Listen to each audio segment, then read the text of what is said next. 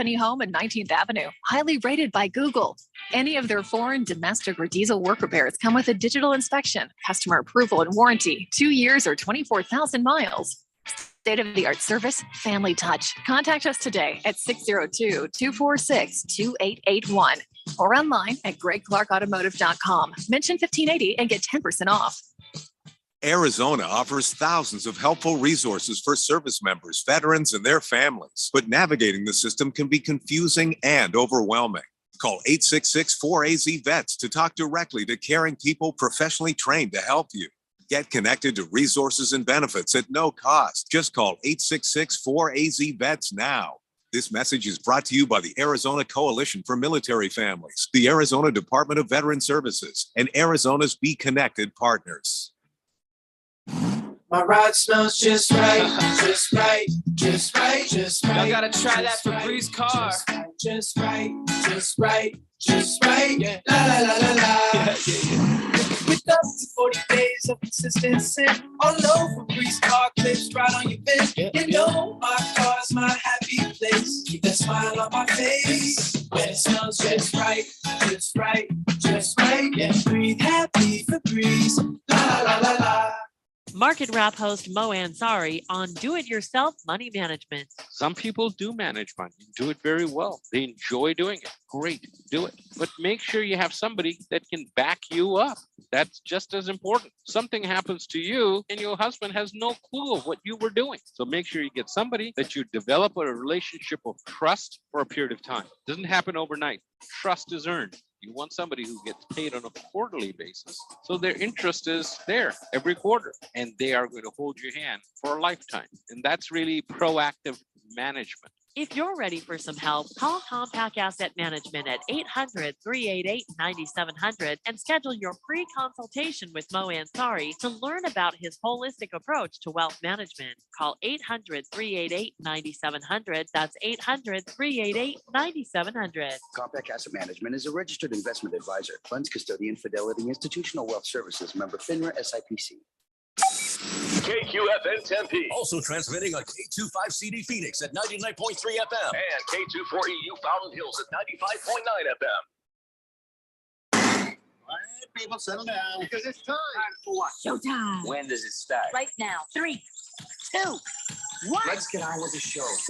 Let's do it.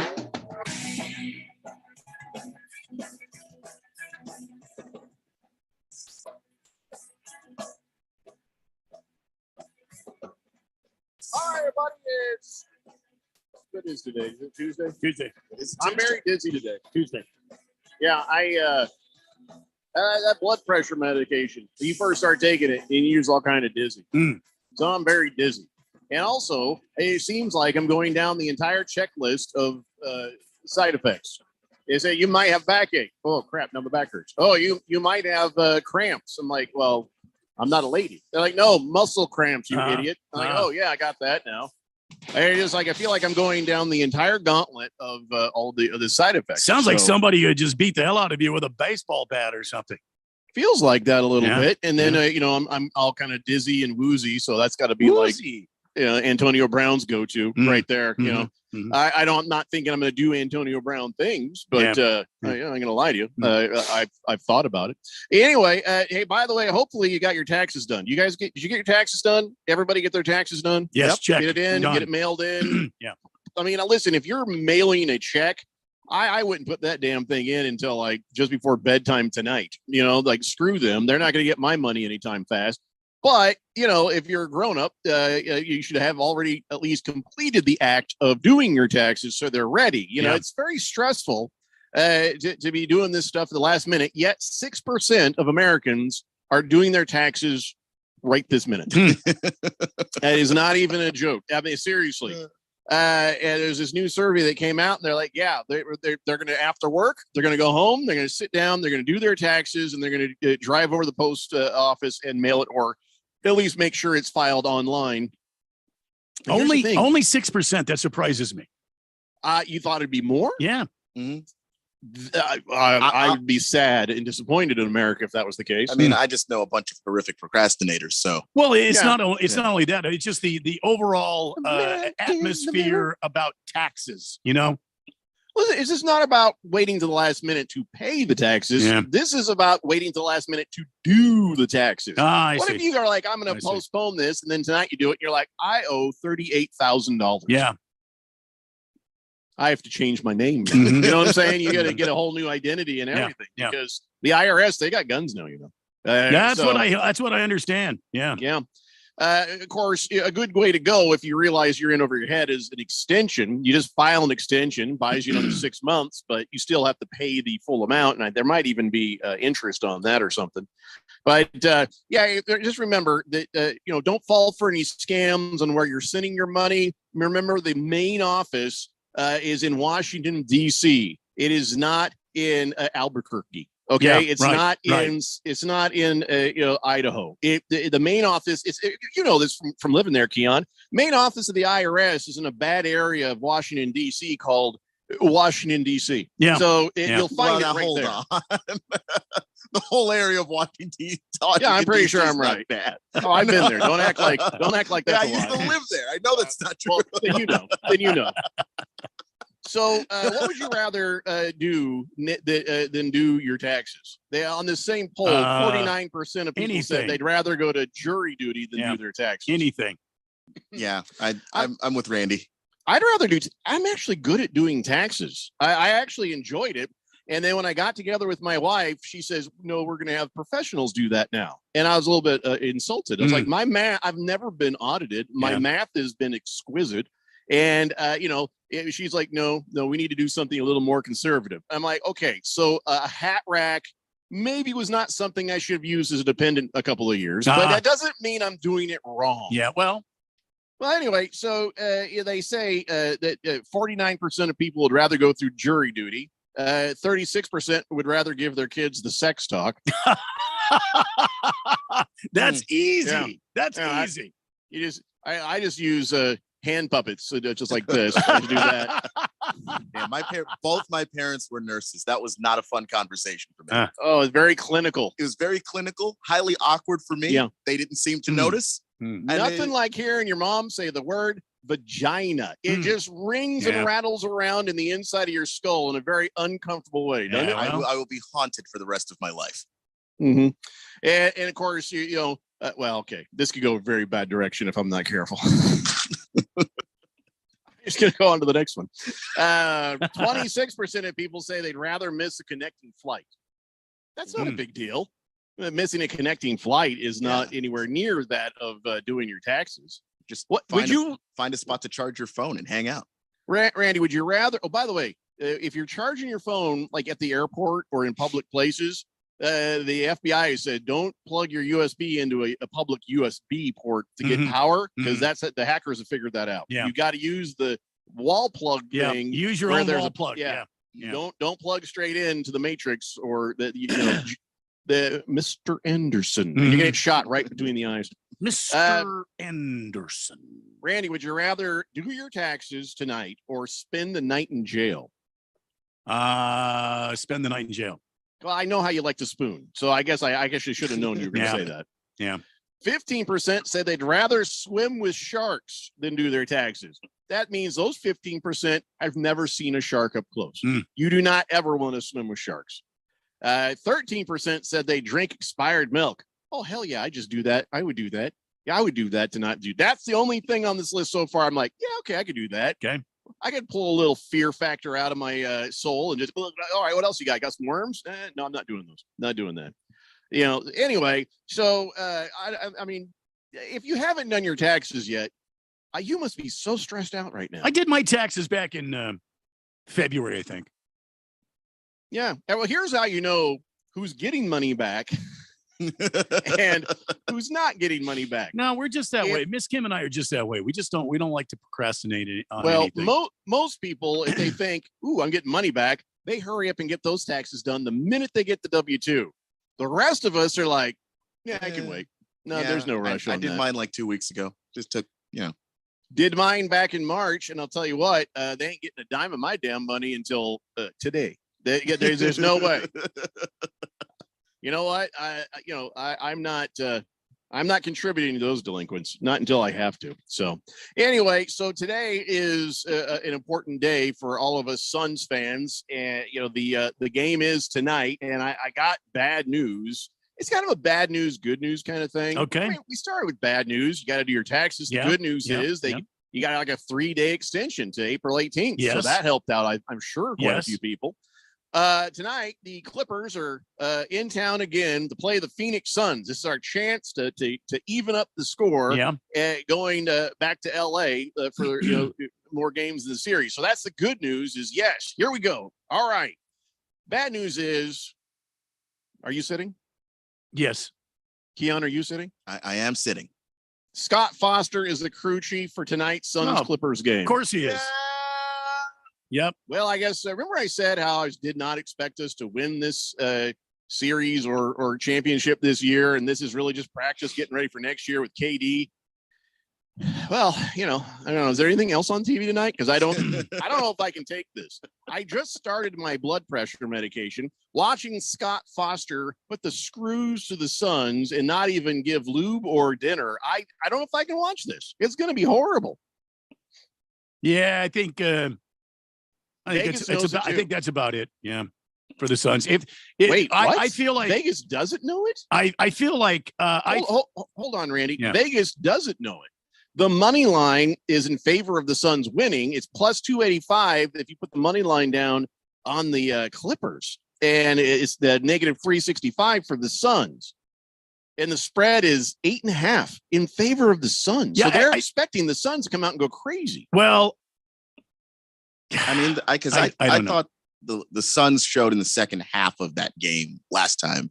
They were the better team. That's who we are. We remember now. The Clippers without Paul George are a good team, but they're not a great team. And I just think that people are looking at this and going, okay, on the one hand, Scott Foster. On the other hand, you kind of have to still pick the team that's better, right? Yeah, I don't know if Vegas, when they put this line out, knew Scott Foster was going to be the ref. Now, you can say, oh, boo-hoo, but it is not about the Suns. Scott Foster is about Chris Paul. And anytime Chris Paul has been in a playoff game, that game is a loss. Any time. And guess Clipper who was calling Chris Paul? That's yes. Rockets Chris Paul. Oklahoma, New Orleans. Yeah. You name it, any version of Chris Paul, and Scott Foster comes in and starts a bunch of crap. And it's not boo-hoo. It's a fact. It is a statistical fact. And how they allow this guy to keep calling games where clearly he is biased is just, it's unconscionable. So Licky Lips Johnson, I know it sounds that way. Suns fans are the biggest babies. Shake my head. Always blaming the refs. Take your losses like men. And of course, he's a Lakers fan. So of course he's going to say that. Yeah, well. And he says, Suns suck. And, hey, Licky Lips Johnson. Yeah, I forgot. You sometimes forget that you're Booger Wolf. Anyway, so remember they're the same person. Yeah. We've proven that by science. But anyway, listen, it's a fact. Can the Suns overcome it? Sure. Score so many more points than the other guy that those calls don't make a difference. That's easy. I feel like Chris Paul has not been a factor up to this point, even in the season. I feel like he's almost been a sub line. He's been sort of an afterthought on this season. Well, Randy, I think he's been incredibly inconsistent to the point where there are times where when Chris Paul knows he's going to be open, he gets to his spot, he shoots the ball, he's fine. Yeah. But the moment he has to think about what he's going to do, is someone going to be open? Should I pass somewhere else? Yeah. Even open shots he doesn't make. It's insane. It's maddening is what it is. He just hasn't been the Chris Paul that we know. The X factor tonight for me is, has the team and has Monty, more importantly, made adjustments, and are they willing to come out and play like their hair's on fire and not just kind of, because game one, it seemed like it was sort of a blasé sort of attitude. They were flat, in my opinion. Yeah. They showed no passion whatsoever. Agreed. And tonight they need to come out with their hair on fire. They need to send a statement, and they need to back the Clippers and their damn fans down. Just back them down. They're still home. But I say you bench Chris Paul. You say, Chris, we're going to test the theory. I don't know. Don't take it personally. Yeah, anybody. Let Devin Booker be the point guard tonight, and just say, hey, we're going to sit you to test the theory about Scott Foster, because it will bring you in off the bench later in the game. But right now, you being on the court has been a loss for every time you've had a playoff game with this guy around. I almost wonder if you do something like that. I know you guys are going to disagree and say, oh, you're crazy, blah, blah, blah. But I say sit his ass. I think if they had the point guard depth, I'd do it. But with campaign not being 100%, I just don't know. And I wouldn't sit Chris Paul, in favor of somebody else just because he does control the flow of the game. And I like the way that he does that. I do too, but Scott Foster. I understand that. The Jet is saying the Suns are 3-1 this year with Scott Foster as referee. Yeah, regular season games. This doesn't happen all the time with Scott Foster. When it happens is the postseason. And Scott Foster, I don't remember. This was I think when they lost to the Bucks, and Scott Foster showed up on that game. He walked over to Chris Paul and he said, "Oh yeah, hey, I was reffing that last playoff game you lost." Why would a ref say that specifically, saying, hey, I remember I was there when you lost that last game? Scott Foster legit has it in for Chris Paul. And it wasn't Chris Paul who reported that. Somebody else standing in the court nearby had heard that said and reported it. Scott Foster has a big problem with Chris Paul. And this is the thing with the NBA. I think when NBA officiating goes wrong, the very specific way that it happens is these referees develop grudges with individual players. Fred VanVleet was talking earlier in the season about a referee that he was having a problem with. And it's just like, the guy just doesn't like me. And there's no getting around I commit a foul. I want an explanation on what I did wrong. I get nothing. We're not communicating. We're not talking. And Scott Foster, Chris Paul's not even the only guy he has an axe to grind with. He just happens to be on the Suns. James Harden is another one. James Harden is definitely another one. There's a few guys in the league that don't like Scott Foster and don't win when he referees their games. Sun Devil Raul says, hi, guys. Go Suns. Go Diamondbacks. Agreed. Yeah. CK says, good afternoon, fellas. Beer me, please. And it's a Kevin Durant game day, baby. Scott Foster be damned. Suns win big tonight. Well, CK, they'll have to overcome the Scott Foster deal. Mr. Pringle says, let's go Suns. In fact, I'll even guarantee you, if it's a close game or it goes the wrong way, Monty's going to lose his mind because Chris Paul got used to it. And Chris Paul, by the way, you're not supposed to do this as a referee, but Chris Paul has been an a-hole to a lot of refs in his entire career. He's eased up a bit since he joined the Suns. That was, remember, Randy, one of my concerns with him coming here is this guy just is relentless and negative with the refs. And I think that's going to push back on the team. Here we are. It has come true. So, I don't know. I forgot what I was going to say. Does anyone know what I was going to say? No. Damn. I forget it. I'm dizzy. Big George says, hello, gentlemen. Happy Tuesday. Yes, it's tax day, but not here in California. The tax deadline was extended to October 15th due to the winter storm. You got to be kidding me. That's the softest crap I've ever heard. That is 10-ply soft. Oh, yeah, that winter storm. Oh, I already did my taxes, though, but most people are waiting until October to do that. Well, yeah, if you let people wait until October, then they're going to wait until October. No one's going to do it today if they don't have to. I think we need to maybe I think we might need to, go rescue California from this. There might need to be a military action. Really? We have to go save California from themselves. Okay. Bruno Baller says, Jeffrey, if you're looking for alternative viewing tonight instead of the basketball game, you can watch some exciting NHL playoffs. Yeah, I've seen people talking about that. Coyotes aren't in it, so I kind of don't care. But, I don't like watching hockey on TV. I like to watch hockey in person. And I don't know if I'm ever going to get to here in the beautiful state of Arizona. Why? That they're having so much trouble trying to get that damn arena built. I mean, they're like, we're going to dig a hole in a landfill. It's not even going to be a tall building. And everybody's like, no. And Phoenix is like, no. And there's like $1 billion this and $1 billion lawsuit this. And I don't know if it's ever going to happen, man. I feel like this is the excuse that the new owners, the dirtbags that own the Coyotes, are going to need to try to say, we tried. We tried, NHL. I think you have to let us move now. I don't know. Perfectly good arena over in Glendale sitting empty right now. Well, that outfitted for NHL hockey. Yeah, no, perfectly good. They have craft fairs this weekend. Don't even mess with Glendale craft fairs. Fair. Yeah. Mm-hmm. And I don't know. They didn't have to leave Glendale until a new arena was built. They kind of shot themselves in the foot. I have no sad everybody's feelings stupid in about this, Randy. the Coyotes. I have no sad Coyotes feelings. are stupid. Glendale's stupid. Glendale's always been kind of stupid.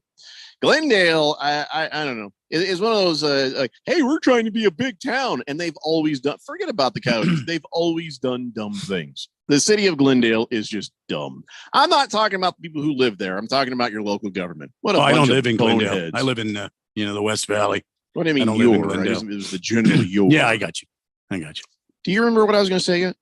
Not yet. You've had a moment to think about it. I'm trying to tune in on your wavelengths, but it's a little cloudy today for some reason. I don't know what the deal is. I have to pee a lot now. This medication is making Well, I Like think it does have. I think it has a little something in there to make you pee. Am I going to lose weight from that, or is that just? Boy, I hope so. That would make you happy, wouldn't it? Oh, geez, I thought you were just like, I hope so, you fat bastard. No. You're always complaining about your weight. I'm not always no complaining. reason to. I'm not complaining. I'm But, just like, look at me. I'm a lowercase b right now. I got to do something. See, there it is again. See, but I am. My wife was feeding me healthy, but now I'm eating even healthier. Mm. And his smile it's not a smile. It's a grimace. It looks totally real. Is she in the room with you right now? No. Blink twice if you need to get out of there. Blink twice if you need a ham sandwich. She's always fed me well, but now I have to be fed weller. And that gooder. means You need to be fed gooder, not just well. Thank you. Listen, like I told you, I'm a little dizzy, so a correction on the English is appreciated, Randy. Thank you. All right, we got to take a break, and we come back. More about the Suns. We got a ton of your guys' text messages. Action Jackson is ready to hold us accountable for blaming Scott Foster. I didn't blame all of it. He didn't ref the last game. It wasn't even really bad officiating the last game. It was just the Suns weren't up to it. That's all. So don't worry. You can keep us honest, but we're going to be honest. We're not like the other shows that are like, I know everything and you don't know anything. You're an idiot. Block. I'm not going to do that to you. I mean, I'll block you if you're like a dick, but I'm not going to block you just because you disagree with me. It's the Daily Blender here on 1580, The Fanatic. This is Brett Musburger's Action Update on 1580 and 99.3 The Fanatic. The best way to start betting smarter is to sign up for a free VSiN subscription at vsin.com/subscribe. That's vsin.com/subscribe. Major League Baseball, the Diamondbacks in St. Louis continuing their series with the Cardinals. Diamondbacks plus a run and a half, minus 134 on the run line. St. Louis minus a run and a half, plus 112. Pitching matchup, Dre Jameson for the Diamondbacks, Jordan Montgomery for the Cardinals. On the money line, St. Louis minus 180, Arizona plus 152 with an over-under run total of 8.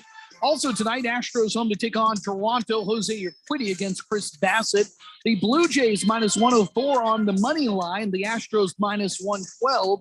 Over-under at Minute Maid Park is 9. I'm Tony Desiri with your VSiN Action Update on 1580 and 99.3 The Fanatic. Hurry and shop the final days of SpringFest at Lowe's. Right now, get an additional $300 off when you spend $1,996 or more on select major kitchen appliances. And keep your lawn looking fresh with savings on the Ego 15-inch string trimmer. It was $219, now it's $199. Shop SpringFest today because Lowe's knows spring. Lowe's knows home improvement. Valid through 4/26. Selection varies by location. While supplies last. Exclusions apply. See Lowe's.com for details. O'Reilly.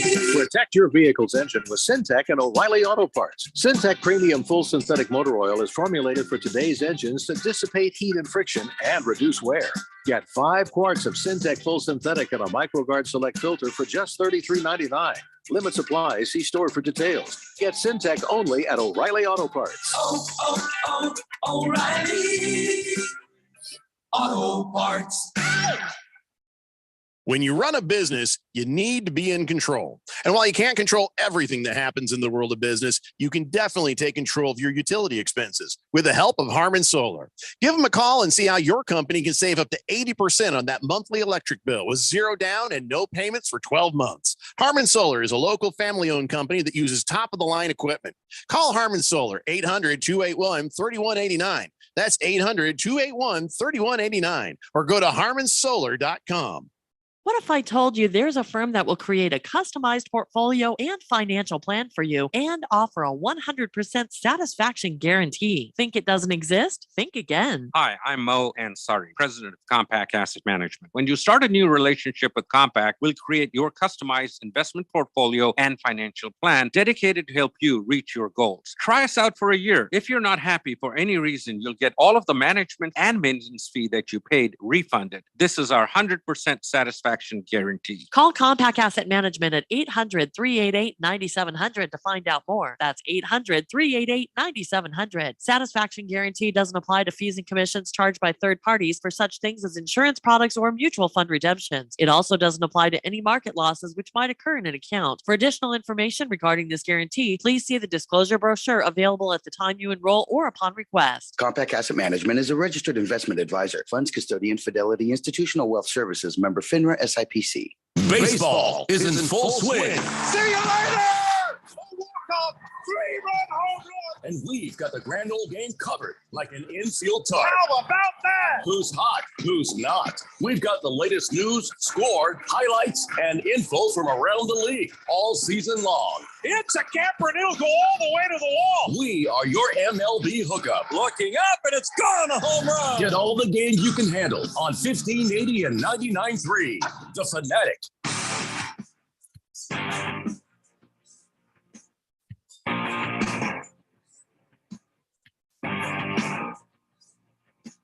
So David Thunder here on 1580, the Fanatic Thunder buddies. All right, so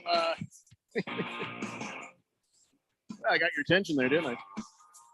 Sure did. So, Suns tonight at 7 p.m. It's on the TNT, so it'll be fun to see what other. As soon as they sign Charles Barkley's contract, he's just like, I am the old guy on the porch, and I'm going to say whatever the hell I want. He's just turned into every cranky old man in a rocking chair, and he's going to say anything he wants. And I can't say I disagree with him. This whole thing about starting games way later than they should be, the timing of certain things, he's right about that. But, ain't like it's going to matter because it's about the money. But, okay, so the Suns hosting the Clippers, game 2, they got to win this game. If they don't win this game, it is over. Simple as that. I don't know about that. I would agree with that. Yeah, because that you can't. It just became a total Clippers home advantage. I mean, it already kind of has. It would be a Clippers home advantage, but that doesn't mean that the Suns can't win those games. And I've just watched too many playoff series where a team goes down 2-0. You think you know what the series is, and then it's very much not over. So I don't want to say that because I understand what you're saying. I'm not saying that this is what you're saying, but there are lots of people who are like, oh, this is a must-win game. Must-win game's the elimination game. All of them are must-win games. Yeah, you have to win them all. But if you lose this game, the series I don't think is over. No, because you have to go lose 2 more times. 888-368-1580. Action Jackson says, I'm a big Suns fan, but come on, guys. We can't be blaming the refs. Clippers just outplayed us in game 1. The refs were not a factor. Well, Please Scott remember, Foster didn't referee game 1. We're talking about Scott tonight. Yeah, I said very clearly that the Suns just straight up lost game 1. Yeah. I did not bring up any of the. In fact, the referees were actually calling some bullcrap plays in favor of the Suns, and it helped them out. They miscalled one foul, and there were some other things the Suns kind of did get away with. So no, the Suns just got outplayed. They were sluggish. They couldn't get the offense going, and that's what happened. So, but tonight, I guarantee you, if it's close, they lose because Scott Foster. So you're saying the Scott Foster effect is worth how many points? 1 point? It's not about the points. It's about the 5 situation. Points? It's kind of like when we used to say Carson Palmer's stats look great, but it was those moments, those singular moments where he will lose you a game. And that's the thing with Scott Foster. There's going to be, first off, you're going to see very few fouls called against the Clippers tonight.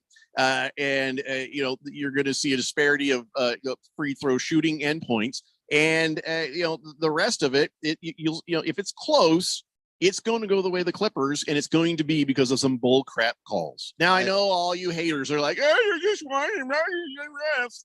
We've got facts. We got 15 years of them. I mean, I don't know how many points Scott Foster is worth, but he was worth about 15 extra free throws last year.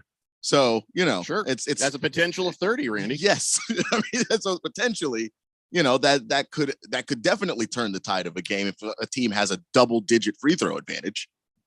Lost Toby says Scott Foster's the crew lead. Oh my God, put your money on the Clippers. Yeah, I would almost be tempted to do it, especially when the money line is plus 285 and possibly higher at this moment. Check your local listings of money lines. I don't know. It's always different from place to place. That's why, as the betting experts say, check all your places, find where you're going to get the most value. Donnie says, Jeffrey, night one of the NHL playoffs has been worldly better than any of the NBA games. Well, that's because you're a Timberwolves fan. So I can and a Minnesota Wild fan, and the Wild are in the playoffs, and the Timberwolves aren't. Oh yeah, that's a good point. Boomer Sooner says, yes, the city of Glendale, they are complete idiots running that place. But that's not really what he wants to talk about. He says, guys, I was just inside the arena, and you're talking about trying to sell some of my product to them. And the guys are saying that they have now is about 5,000 to 6,000 people that show up for some Mexican concert here.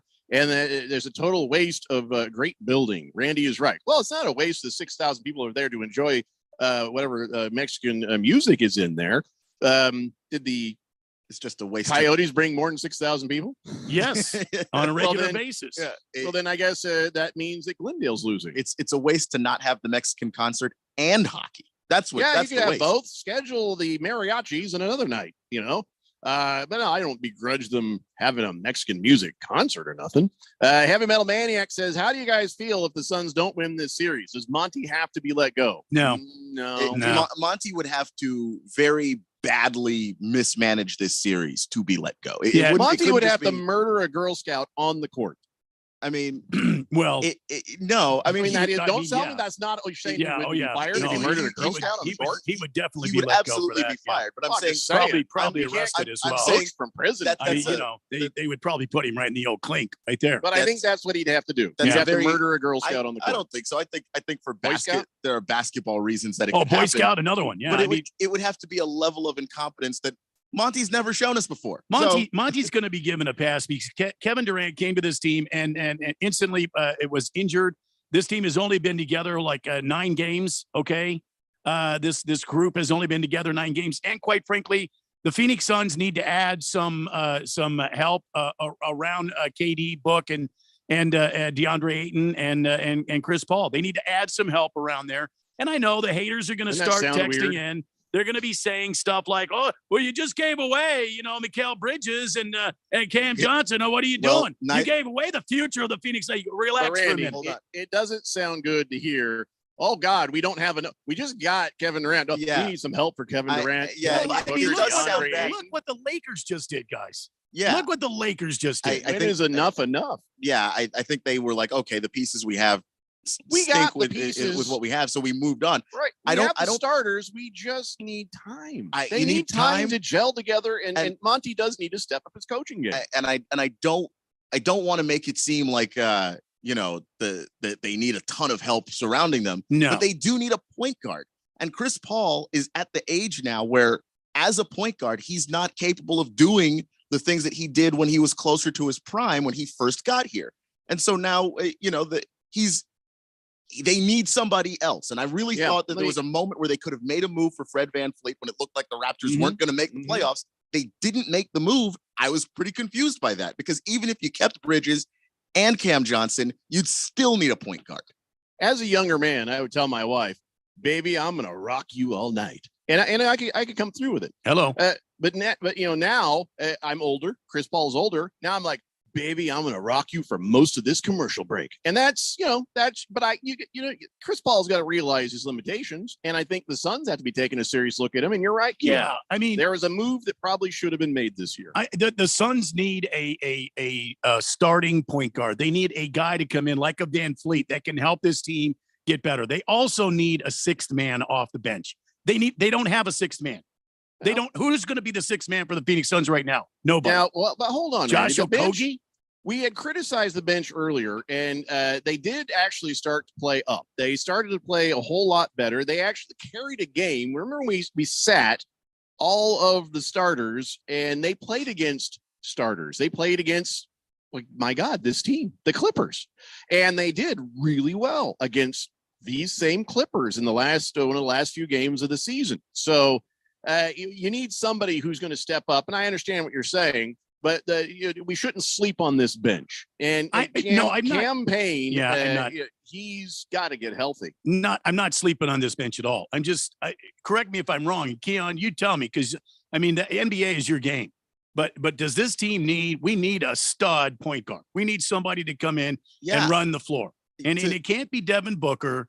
It's got to be somebody, and we've got to pick him up this offseason. We're just not – I don't think we're ready to do a deep run into the playoffs right now. I don't think that Booker is – I mean, Kevin Durant was a better passer than Booker was, the other night. It was Kevin Durant did a better job at being a point guard than the actual other guard on our team. So, like, that's going to be obviously a gigantic thing that you would like to have sort of fixed with some true point guard. And Chris Paul, I think he sort of reminds me of when Ezekiel Elliott got hurt, where the mind was still there. You could see him making the right decisions. Body just won't react. Body couldn't quite do it. Yeah. And I think you need somebody that can do that. Guys, I have to go. My wife gave me like a giant salad today. And I'm not even kidding. I'll be right back. Keep talking about the Suns. All right. Well, yeah, I mean, it's the point guard thing. I know we talked about Monty and some of the stuff that Monty needs to do a little bit better. I mean, and part of it is you haven't coached this particular group of guys. So I get that. But there was something that happened in game one that I never want to see again. I mean, if Monty makes, a few adjustments in this series, I would like this to be one. That thing that he did near the end of the third quarter where he left Devin Booker out there by himself with, a bunch of guys off the bench, I don't want to see that again. They I think it was like 3 minutes left to go in the third quarter. Booker's out there with Landale, Okogie, Wainwright, and Shamet. And it was like you could see them light up on the Clippers sideline. They were looking at Booker and they just blitzed him. I mean, just plain and simple. They just blitzed Devin Booker and went on a 13-4 run. And at that point, the Suns were actually up 9. You can't do stuff like that and then make no adjustments. And I like Monty, and I think that he does make good adjustments, but I just think sometimes he's a wait and see guy, maybe a little bit more than I'd like.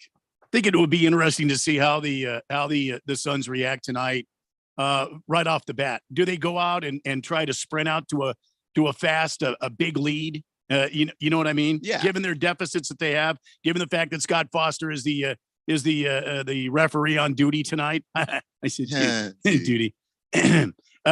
Or do they come out and they just kind of play a competitive game, try to match the Clippers, basket for basket? I think it's going to be interesting to see.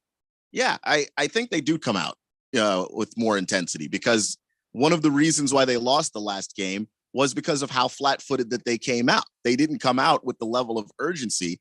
If you were just looking at this game and you didn't know who was which team was the top seed and which team was the lower seed, you would have thought that the Suns were the ones that barely scraped into the spot that they had, and that the Clippers were the ones there to handle business. I don't know that you can have 2 games in a row of that at home with the kind of competitors that you have on this team, if in fact you're saying that a title is something that you want to go for. And you bring in Kevin Durant, the title window opened for you. That doesn't mean you're guaranteed a spot there, though. You actually have to go out there and earn it and play and win these games. So what do you expect tonight? The Suns have already faced the Clippers. They kind of know what they're going to be throwing at them. The Suns and Monty is, he is capable of making pretty good adjustments. I'm sure they've gone back and they've watched the tape, and I'm sure Kevin Durant being there with all of his playoff experience is going to be nothing but great help for the Phoenix Suns. What do you expect tonight? I mean, do you expect a calm atmosphere for the Phoenix Suns? Surely they've got to play with more passion.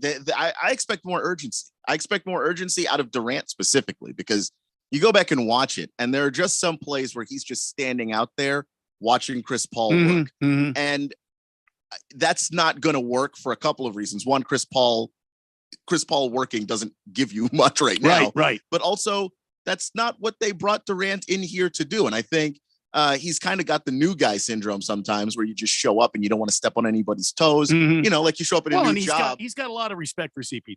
Yeah. I mean, who doesn't? I don't know anybody that really doesn't have respect for him, but go ahead. Yeah. Sorry. I mean, CP3 is a first ballot Hall of Famer, but I just think that you have to come in and go, I'm part of this team. I'm part of this offense, and I'm the best scorer on the team. I'm potentially the best scorer in the league.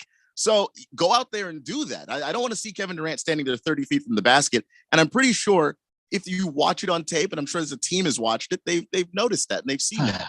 And then another thing I'd like to see is maybe switch on some of these screens, because they have shooters. And too many times, Eric Gordon wide open. Well, he's a good 3-point shooter. Yeah. Not elite, but he's good if you leave him open. Right. And it wasn't just Gordon. There were a few other guys for the Clippers going off too. Switch on some of these screens and put a hand in the shooter's face, because they had open looks, and I don't see how you win playoff games if you play defense. I think it'll be interesting to see. It seems that Jeffrey's back. The paperwork's done and everything. Oh yeah, I feel so much better. I feel like a new man. Good. Yeah. Don't go in there. Well, that wasn't for you guys. I'm just saying that in case my wife's listening. Do not go in there. Oh dear God. Okay, so did you guys read any text, or I got to get you caught up? No, I don't. We better get caught up on the text line. I didn't have that up in front of me here. And now, because I stood up so fast, I'm dizzy. So here's what we're gonna do. We're gonna take a break. When we come back, I'll read every single last text on this text line. It's the Daily Blender here on 1580 The Fanatic. This is an important notice to consumers facing $10,000 or more in credit card debt, medical bills, or other unsecured debt. You may not be required to pay it all back, because there are special programs now in effect that will significantly reduce the amount you will owe if you qualify. This is not bankruptcy or a debt consolidation loan. These programs, which the credit card companies like to keep secret, exist to aid American consumers struggling with overwhelming credit card debt by offering tremendous savings and real debt relief. Accredited Debt Relief has established a special hotline for you to call and learn what savings you qualify for. They've helped qualify consumers with over $1 billion in debt and are A+ rated with the Better Business Bureau. So don't wait. Get the relief you need during these hard economic times. For this free information, call the Accredited Debt Relief Hotline now. Call 800-658-4848. 800-658-4848. That's 800-658-4848. My friend and I are taking a trip to Mexico this year, but neither of us speak Spanish. So we downloaded Babbel and started learning Spanish fast. Want to start getting conversational in another language in as little as 3 weeks? Babbel's quick 10-minute lessons were designed by language experts to be the most efficient and effective way to learn a new language. ¿Cómo te llamas? ¿Cómo te llamas? Babbel, language for life, celebrating 10 million subscriptions sold. Now try Babbel for free at Babbel.com. That's Babbel.com. When it comes to covering the high school sports scene in Arizona, AZ Preps 365 has all the answers. Every Saturday morning from 8 until 10, they break down games, interview the newsmakers, talk with coaches from around the state, and stay up to date with what's happening with prep athletes and breaking news from the Arizona prep scene. It's AZ Preps 365, 8 till 10 Saturday mornings on 1580 and 99.3 The Fanatic, and always on at 1580thefanatic.com. I know I need money for retirement, but what should I invest in? I also need money for the kids' college fund, and I'm not sure I have enough insurance. How do I balance all of this? I need a stockbroker, a financial planner, and an insurance agent? Ugh. Hello, I'm Mo Ansari, host of Market Wrap and president of Compact Asset Management. Here at Compact, we provide a holistic approach to wealth management with a team of professionals ready to assist you with all of your investment and financial planning needs. We offer our clients a 3-stage process that includes customizing a portfolio portfolio to fit your specific investment needs. Creating a financial plan designed to help you reach your goals and estate planning ideas to help ensure that your hard-earned legacy is passed down the way you intended. Call me at 1-800-388-9700 and let's talk about how we can work together to enhance your overall life experience. 1-800-388-9700, 800-388-9700. Compact Asset Management is a registered investment advisor. Funds custodian, Fidelity Institutional Wealth Services, member FINRA SIPC. 1580 The Fanatic and at 1580thefanatic.com. Your home for sports.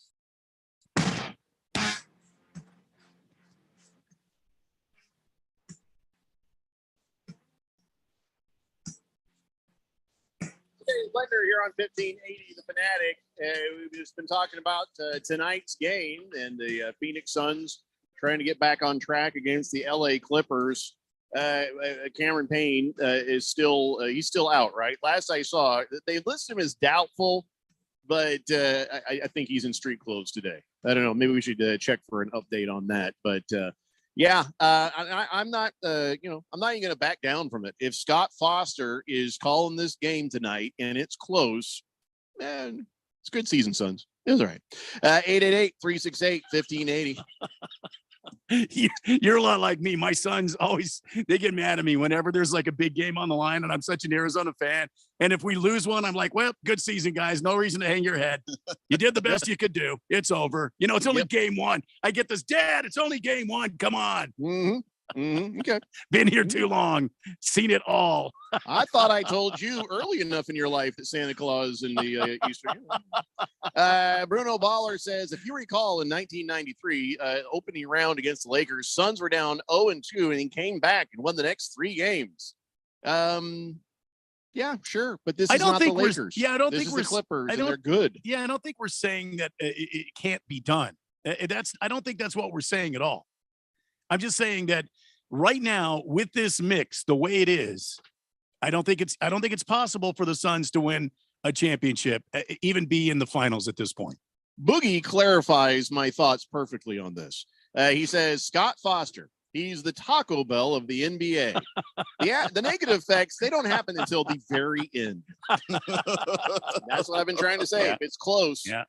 Randy's chuckle says, Foster doesn't matter. He's just a ref. The Suns couldn't hit their shots in game one. Again, I didn't say Foster wasn't doing the game one. And I told you the Suns flat out lost that game. Nothing to do with officiating that time.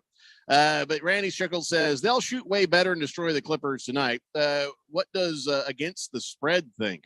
I'll tell you as soon as he texted in, but I'll tell you what the actual spread is. It's -8.5 at least from what I'm looking at. The over-under is, this is from earlier, so it moved one way or the other. What do you got? I have 7.5 in favor of the Suns. All right, so the Suns, maybe because they found out Scott Foster. And so I'm not kidding. Those sorts of things can move a line. But the over-under is 225.5. So what do you got, Randy? Over or under? I'll take the over. I think the Suns are going to score well tonight, and I think this should be a shootout. And I was talking with Keon. I have a feeling the Suns will do one of two things. They'll either come out flat like they did the other night and get their asses kicked, or they'll come out with their hair on fire, playing a passionate game and get out to a huge lead, and in which case it'd be over. I'll take the over. I'm going to agree on the over because here's the factor. The Suns were not playing as good of offense as they could have been, but neither was Russell Westbrook. So both sides are going to elevate, and this overall score is going to be higher in this game. So I'm going over. What do you say, Keon? You can be contrarian? What's the over under again? 225.5. 225.5. No, I'll take the over on that. I don't think the Suns will come out nearly as flat as they did in that first game. Again, they were down by as much as 16 at one point. I just don't see that happening 2 games in a row for any team that has championship aspirations. And the Clippers kind of faded at the end. I don't know that that's going to happen either. I'm sure we'll find out what against the spread thinks here pretty quickly. Let's see. Big George says, well, now we finally know what Jeffrey does during the commercial break when he runs off screen. Pringle says, fair weather fans. We're not fair weather fans. He said, I keep hearing the blender say somebody needs to step up. LOL. Durant, Booker. No, I agree. We've got the guys we need. They just need to get their chemistry going, and Monty needs to coach a little better. And yes, I agree, Mr. Pringle. Scott Foster is the Angel Hernandez of the NBA. You're absolutely right. Jagdog says Vegas is not stupid. The Suns are -8 for a reason. Come back strong, beat the Clippers by at least 11 points, if not more. He says Kevin Durant, 37 points tonight. Wow. I hope so. That'd be nice.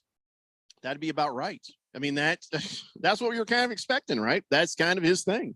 Kiss the Cook says the new owner of the Washington Naked team will have a pierogi and a polka night, huh? What about fondue? Okay, I don't know the hell you are talking about right now. I don't know either. But we will the new talk Washington about Naked team. There have been some developments with the Washington Commandos and their current state of possibly being sold. We will talk about that later. I found the stats of the game that Scott Foster refereed against New Orleans for the Suns last year. And this is the free throw disparity that drove Monty to be angrier than I think I've ever seen Monty in a post-game presser.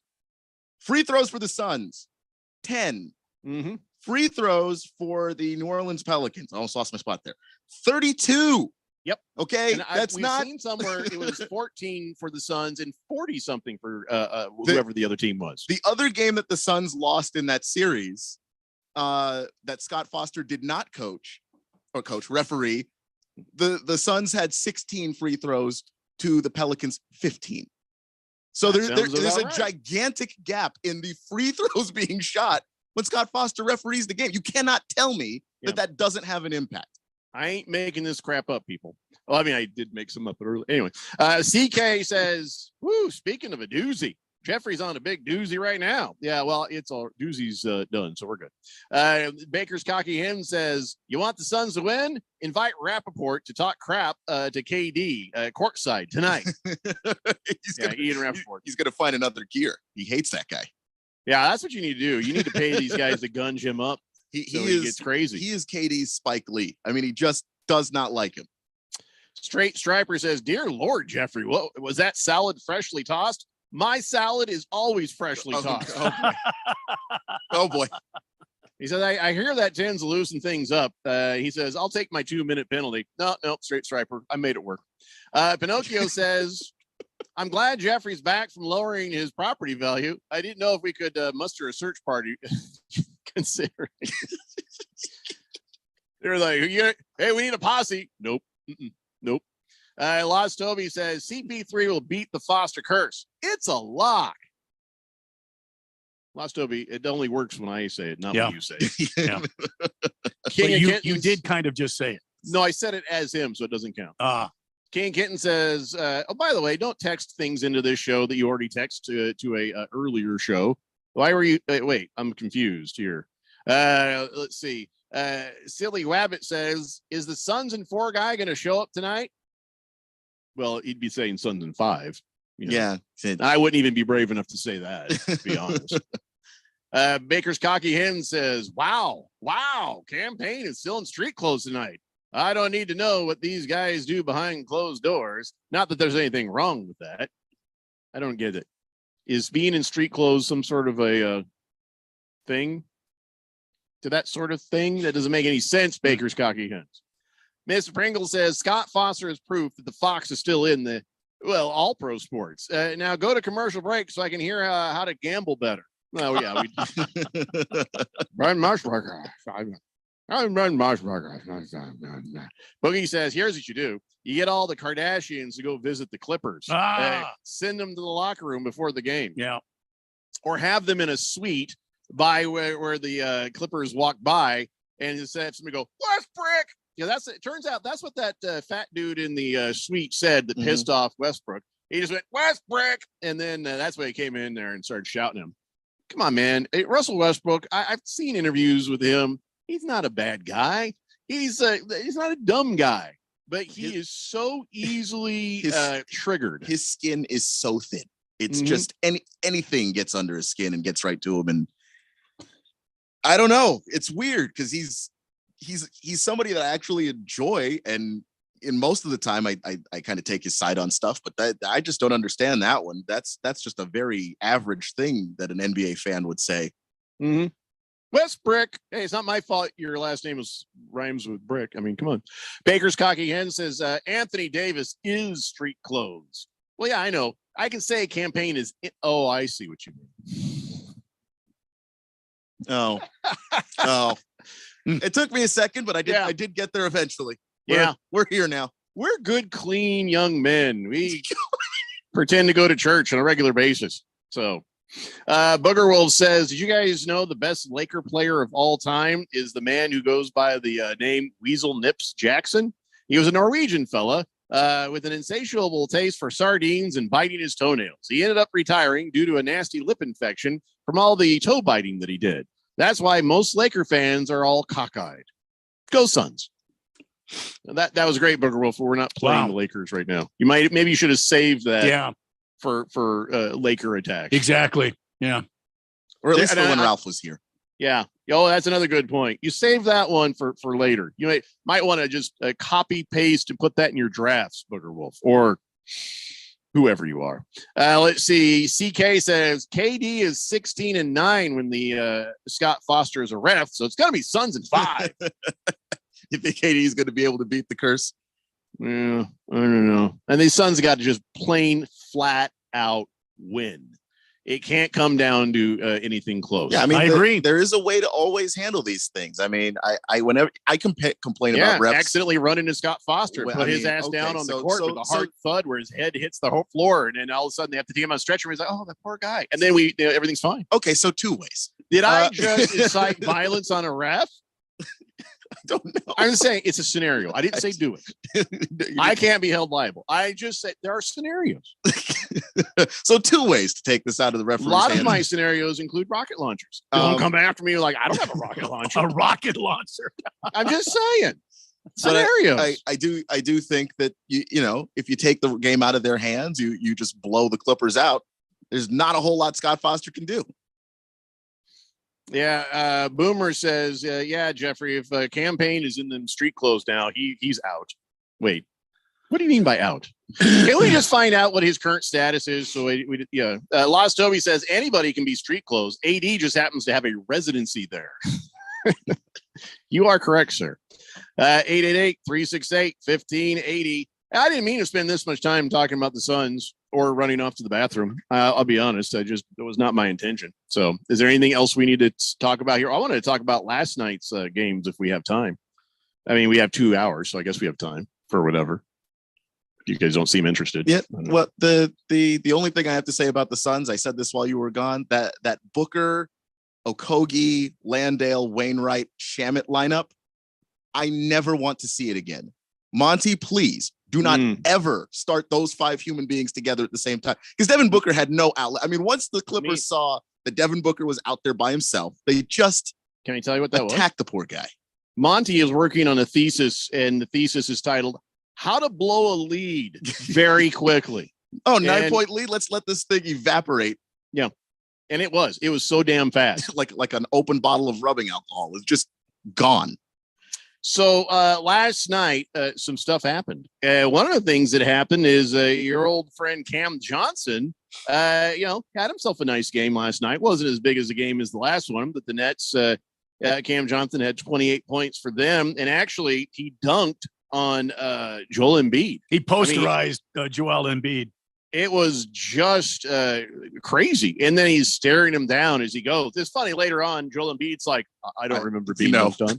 He was just kidding. He was about to laugh. But here's the thing. It's funny getting dunked on when you win the game. Yeah. Not funny if you just lost. And last night, the 76ers, as you know, beat the Knicks 96-84. So where are we at with that? Now that the Sixers have gone up 2-0 over the Nets. I didn't see this one as a sweep of any kind, but it seems like the 76ers have got a dominant hand right now.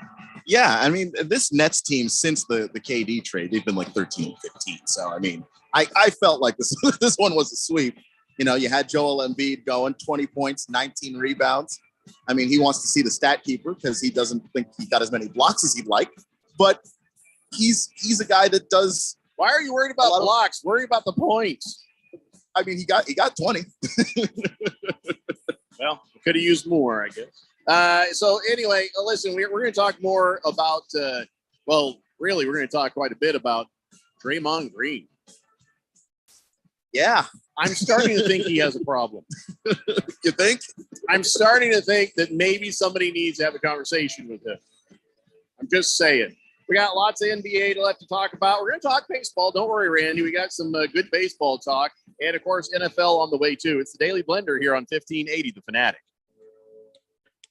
Without the ones like you who work tirelessly to keep things running, everything would suddenly stop. Hospitals, factories, schools, and power plants, they all depend on you. No matter the weather, emergency, or time of day, you're the ones who get it done. At Grainger, we're here for you with professional-grade industrial supplies. Count on real-time product availability and fast delivery. Call, click Grainger.com, or just stop by. Grainger, for the ones who get it done. Don't let your kids get fooled by the people they meet on social media. It may start as an innocent conversation, but those strangers are using their relationship to deal drugs to your kids. If you think tiny pills can't do much harm, think again. Fentanyl can end it all. Find resources at talknowaz.com. Don't let your kids get fooled. Talk to them and visit talknowaz.com. This message is sponsored by the Substance Abuse Coalition Leaders of Arizona. My brother-in-law died suddenly, and now my sister and her kids have to sell their home. I knew we could not put off getting life insurance. An agent offered us a 10-year, $500,000 policy for nearly $40 a month. SelectQuote found us identical coverage for only $18 a month. Call SelectQuote at 1-800-452-5050 or go to SelectQuote.com now. That's 1-800-452-5050. Full details on example policies at SelectQuote.com/commercials. What is my portfolio worth? How much money will I need to retire? Are my investments working? Am I properly diversified? Hi, I'm Mo Ansari, president of Compact Asset Management and host of Market Wrap. If these questions are keeping you up at night, maybe it's time to get some answers. Give me a call at 1-800-388-9700 and let's set aside some time to review your portfolio so you can get an accurate picture of your investments. I will meet with you personally and introduce you to the entire team here at Compact Asset Management. Together, we'll develop an understanding of your current financial position and create a plan to help you reach your financial goals using our holistic approach to wealth management. Call now for your free portfolio review, 1-800-388-9700. That's 1-800-388-9700. Compact Asset Management is a registered investment advisor. Funds custodian, Fidelity Institutional Wealth Services, member FINRA SIPC. Are you a planner? Do you like to plan ahead? Then, of course, you already have a plan to call Harmon Solar, right? Bruce Jacobs here. It should be at the top of your list to get solar now and enjoy huge savings next summer. Up to 85% on your monthly bill with zero down and no payments for 12 months. Then you can plan what to do with all that extra money. Harmon Solar is a family-owned, women-owned, local company that uses top-of-the-line equipment. Call Harmon Solar 800-281-3189 or go to harmonsolar.com. KQFN Tempe. Also transmitting on K25CD Phoenix at 99.3 FM. and K24EU Fountain Hills at 95.9 FM. All right, people, settle down. Because it's time. Time for what? Showtime. When does it start? Right now. 3, 2, 1. Let's get on with the show. Let's do it.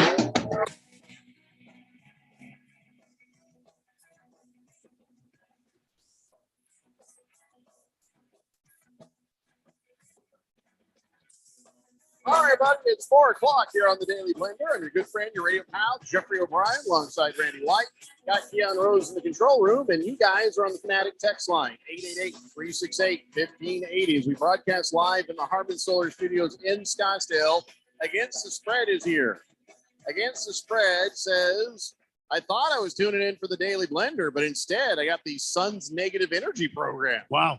We lose one game and everyone throws in the towel. Come on, people, quit being front runners. The Suns will roll out tonight and win. And if Monty's listening, give KD the damn ball, or may at least in crunch time. That's why the man is here. Yeah, you're right against the Spread. And we're not negative about the Suns. We're just sort of negative about Scott Foster.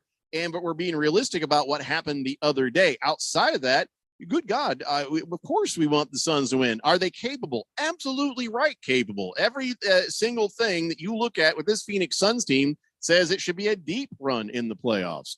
But also against the spread, as Randy likes to mention, we are Arizona sports fans, and we are used to this. So, go ahead, Keon. Yeah, I'm not pessimistic about the Suns at all. I actually thought the Suns were going to win this series in 6 games just because I just thought this is going to be the series where they're going to have to gel and sort of figure out what they're doing with Kevin Durant and all of that. Because clearly they're used to playing with each other in the regular season, but playoff basketball's different. The possessions are just different. It's more intense. Defenses are better. Rotations are smaller. So I just thought there was going to be an adjustment period in this series. And I thought the Suns were going to be able to figure it out. And if they can figure it out in this series, I'm pretty optimistic about how far they can go in the playoffs. All right. So, but let's move on to the next thing. And please correct me if I'm wrong. The NBA is not going to suspend or fine Draymond Green for what happened last night. Are you kidding me? Since he got ejected, I still think a suspension is warranted because what the hell was that? Yeah, I'll tell you what it was. It was the Warriors losing the series to the Kings because they are now 0-2 against Sacramento, and Sacramento clearly a bit more of a powerhouse right now. This is the first game was close. This game kind of pulled away some, although the Clippers did fight back. I'm sorry, the Warriors fought back and kind of did a little bit of a back and forth. But no, the big story here is Draymond Green deciding maybe this would be a good time to stomp on a guy's stomach. Now, to be fair, yeah, Sabonis did grab his leg. He did grab his leg. I don't know if he grabbed his leg. He almost pulled it out of socket. I don't know about that. But he did grab his leg, whether it was just instinctively because he's just trying not to get stepped on. He said he was trying to protect his head when he was right. falling. Oh, please. So whatever that's what it looked like to me. Technically, that was foul enough. And all Draymond had to do was nothing. But he decided to use that moment, and it was all just him taking advantage of the moment, which, by the way, I saw an entire 9-minute long reel of him doing similar things his entire career. He'll get tangled up on purpose, pretend to fall on somebody on purpose. He'll do all these little dirty tricks to where he then can try to this was like, come on, you're just getting lazy, man.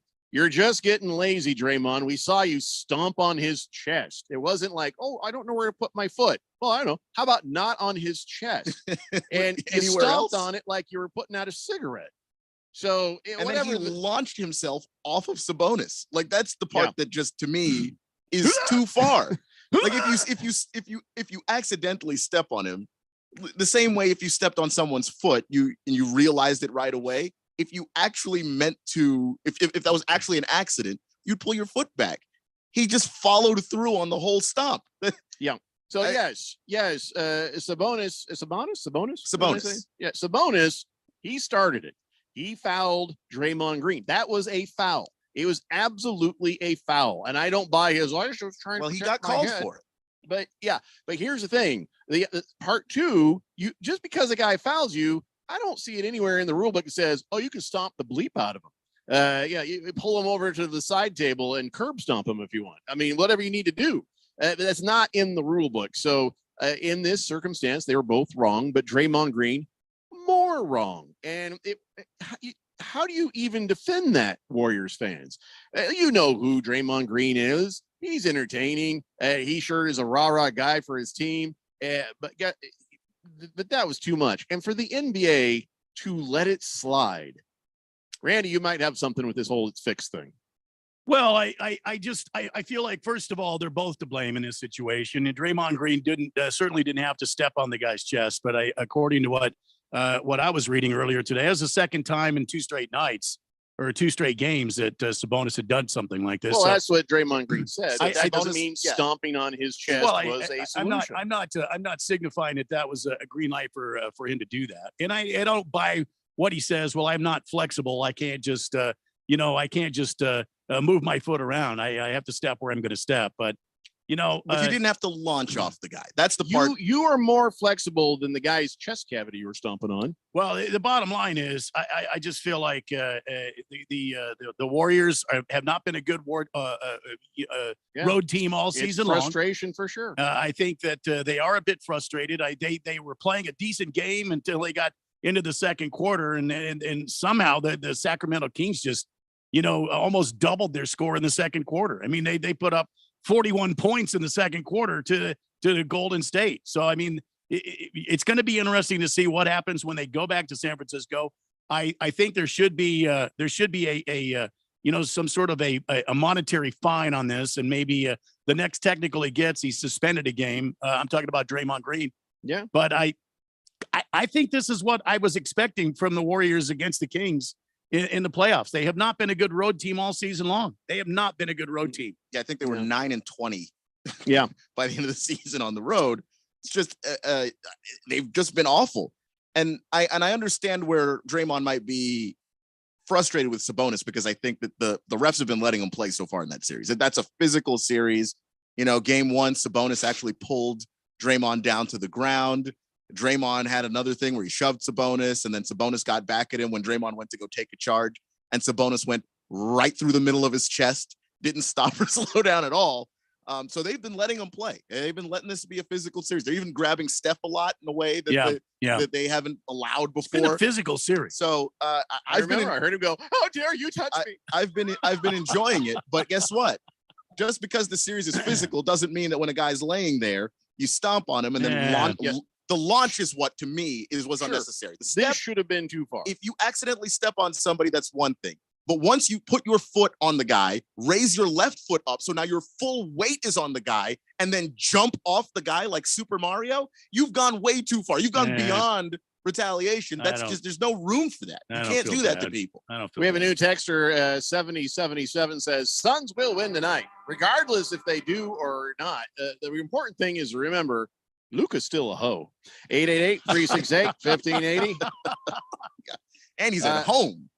Lost Toby says, y'all are insane. Sabonis instigated the entire situation by pulling Clay and holding Green. It should have been a double technical or a fragrant one. Well, it was a double foul. I agree with that as well. Fragrant? I think it should have been one. I think it should have been at least a foul on Sabonis as well. But he gets out looking like a schoolboy, and Draymond gets run out of the game. I disagree with that. They called the foul on him. It was a foul. It was a double foul. Toby says it's a fragrant one. It's fragrant. It's a very delightful smelling foul. So good. That's really if you hit somebody above the head and neck area, it's a fragrant. Well, that was my fragrant foul too. I sprayed the stuff, Randy. Come on. The little poopery. Silly Wabbit says, guys like Draymond Green and Pat Beverly and Dylan Brooks are the thugs, like the bad guys in pro wrestling. Yeah. Stable. That come in and help bad guys cheat to win matches and always distract the referees. I don't know if they're the bad guys, but all the great defensive players in the NBA, and then you go all the way back to Rodman, had a little dirtiness to them. Instigators, man, they're instigators. One of my favorite games that I ever watched with my dad was we were living in San Antonio, and Dennis Rodman. They were playing the Bulls, and Dennis Rodman pulled David Robinson down to the ground. And then every time David Robinson tried to stand back up, Rodman would just keep pulling him back down. And this happened for like 15 seconds. Yeah. You could just hear the Benny Hill music playing. Yeah. And it was just, I've never seen David Robinson so frustrated with a human being before, because he's the nicest man ever. But, some of these guys, if you can't really defend a guy, you start getting in his head. And it's pretty clear Draymond can't stop Sabonis. Yeah, Rodman was expert level. So he's trying to get into his head, and that's part of it.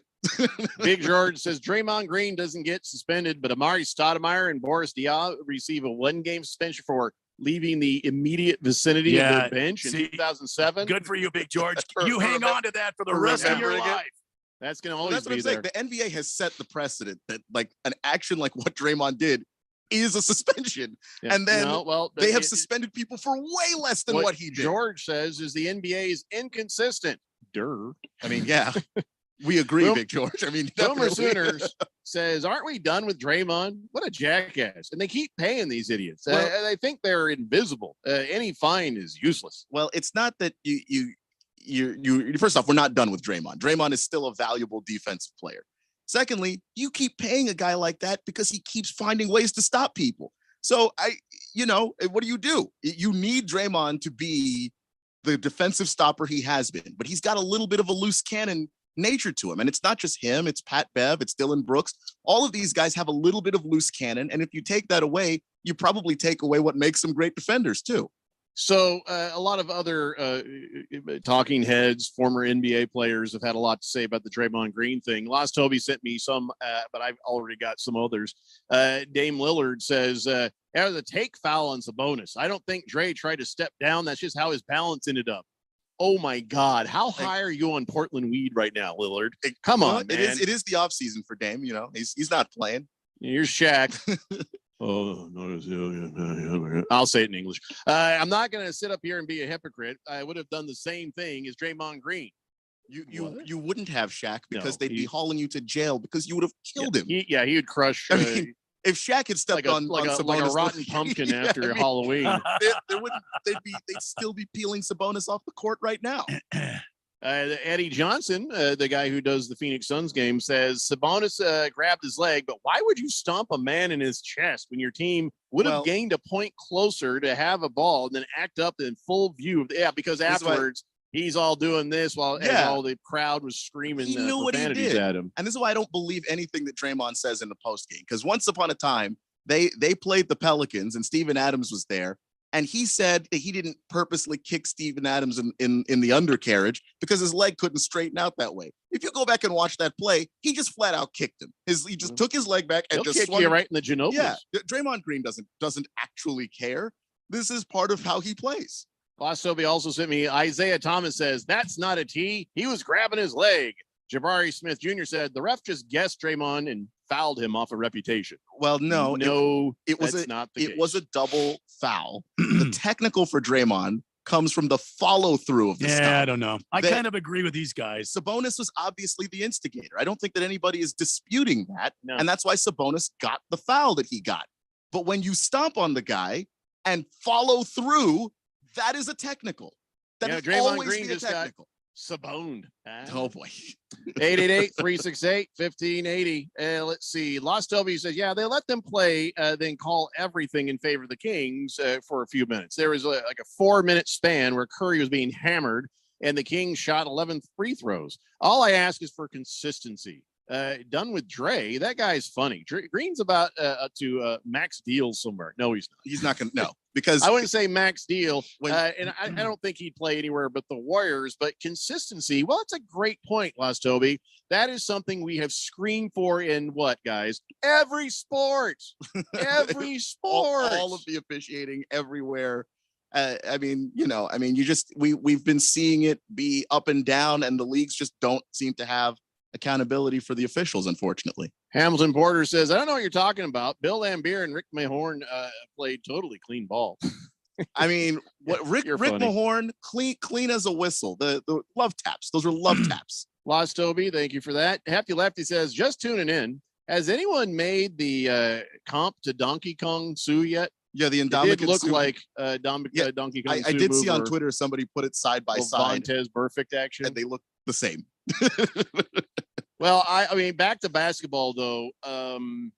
This is over. I think the Kings are just too good right now. I can't believe I said that with my mouth. They are just too good right now, and they, sure they can run a close game because it's not like the Golden State Warriors suck. But I just think they're going to overpower them in this entire series. I'm not saying that there's going to be a sweep. I don't know. I feel like this is over. The Golden State Warriors are the defending champs. They're, 4-time champs for a reason. And I think going home and it's playoff time and they're going to be in their arena with their fans, I would expect Golden State to at least get one, if not both of those, and make this thing a series. If Golden State can hold home court, or just when they go hold home, their own court. Yeah, win their games. They just have to steal one in Sacramento. One. Well, yeah. That's it. but not yet. Not yet. But I'm saying you're saying the series is over, and I'm like, that's. I believe that. I do believe that. They're a really great home team, and the Suns lose tonight. I think that series is over too. I just can't wave white flags at 2-0 series. I've seen that go back the other way. I mean, too many times. Too many times. Toby wants everybody to know that, to be clear, he was not saying it wasn't a foul. He's just saying if it was anyone else, it wouldn't have been a flagrant 2. Let alone people talking about a suspension. I disagree. If you I saw that and anybody else's face was there, like say, Scooby-Doo, the guy would take off the mask and go, I would have got away with it if they weren't for you kids. Yeah, it was something like that. Going, it still say the same thing. You pull off the mask, it's Mr. Rogers. I'm like, sorry, Mr. Rogers, that's a flagrant 2. You can't put your full weight on a guy and not expect that. Don't grab his leg. I mean, grab his ass. And then you can say you're just flirting. Don't grab his leg. But if you stomp and follow through, you got to know better. If Sabonis doesn't grab his leg, we're not talking about this today, are we? Well, no, but all right. Then this is not Ndamukong Suh. Anyway. We're talking about a guy that had his leg grabbed. But because he has the reputation he has, and plus he added a little extra so oomph why to did he follow through? Why did he go to the crowd and because that's playoff basketball, baby. Okay, so he knows what he did. No and it's blood, wrong. no foul. What he did was wrong. You know what that logic was straight up. Keon, your logic right now is maybe have to go to the bathroom again. No, it's not really you, but I just wanted to blame you anyway. You want to just get there? Hefty Lefty says, I'd bet the Warriors win game 3 by 20 points. Well, I don't know I'll about bet that. you that. Yeah. I will bet you a beer. Hefty Lefty beer bet. I'll beer bet you on that one. They're going to win by 20? No, the Warriors are not going to win by 20. You forgot how good the Kings are. I will say this about the Kings, because we talked yesterday about Mike Brown being a really good defensive coach. And that was one of those demonstrations of it. They basically hounded Steph Curry and switched really well. I gotta go to the bathroom. Yeah, sorry, you're just talking too much. My bad. When we come back, let's shift gears. In case I'm not back, let's talk about the Diamondbacks. How the Diamondbacks won and the Dodgers lost. Yeah. Go Mets! It's the Daily Blender here on 1580 The Fanatic. For the ones finding new ways to ensure the job always gets done. For the ones wearing many hats. For the ones who are hands-on, even from far away. And the ones keeping business moving forward. We are Grainger, offering professional-grade industrial supplies, plus real-time product availability and access to experts ready to answer your toughest questions. Call, clickgrainger.com, or just stop by. Grainger, for the ones who get it done. Greg Clark Automotive trained and certified technicians, servicing the Valley for 45 years. Located on the southwest corner of Bethany Home and 19th Avenue. Highly rated by Google. Any of their foreign, domestic, or diesel work repairs come with a digital inspection, customer approval, and warranty. 2 years or 24,000 miles. State-of-the-art service, family touch. Contact us today at 602-246-2881 or online at gregclarkautomotive.com. Mention 1580 and get 10% off. Seems like everything is going electric these days. Electric cars, electric trucks. But what you save on gas, you pay for with that electric bill. With all these things being plugged into your house, wouldn't it be nice to save up to 85% on your monthly electric bill? Well, you can do that with zero down and no payments for 12 months. Call Harmon Solar. Harmon Solar is a family-owned, woman-owned local company that uses top-of-the-line equipment. Call Harmon Solar, 800-281-3189. That's 800-281-3189. Or go to harmonsolar.com. Did you know there are resources out there to support every Arizona service member, veteran, and their family? The Be Connected program is available statewide at no cost. We're here to help you navigate the system and get connected to whatever resources you need. Call 866-4AZ-VETS to talk directly to caring people professionally trained to help you. This message is brought to you by the Arizona Coalition for Military Families, the Arizona Department of Veteran Services, and Arizona's Be Connected partners. If you're not spending every waking moment checking us out online, you better have a good excuse. Yeah. We've loaded up our website with the stories, pics, video, podcast, commentary, and more. The kind of stuff you love. Hey, it takes a lot of time to post all this junk. And you'll love every bit of it. Very well. Or at least most of it. It appears that the website has become alive. Get it now. It's on the internet. 1580thefanatic.com.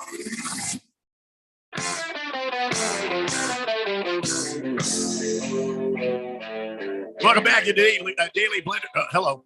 Let me try that. Take two. Welcome back to the Daily Blender on this Taco Tuesday.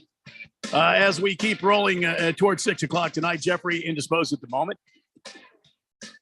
He's visiting the Sandman. Lost Toby on the text line at 888-368-1580 says, also, he pulled Clay down. He's tried to stop the whole fast break. He pulled down 2 players. He fouled 2 players. You talking about Sabonis? Yeah. Well, I mean, that's Sabonis's game, though. He's a defensive guy. Mike Brown's a defensive coach. And you know defensive coaches, Keon. They're going to tell you, stop the guys any way you can. Get in their heads. You know, take up space in their brain. Hassle them, harass them, whatever you got to do. Yeah. And look, I think that Draymond and Domantas Sabonis are playing a very similar game right now.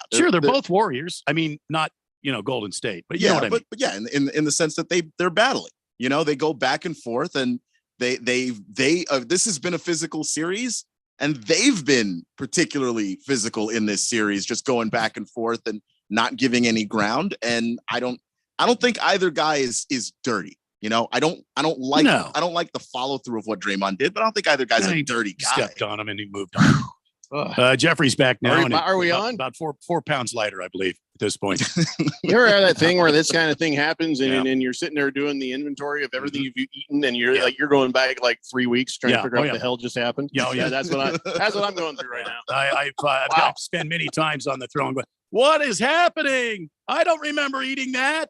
Yeah, you're right, George. I think I need some Pepto for this. Diarrhea.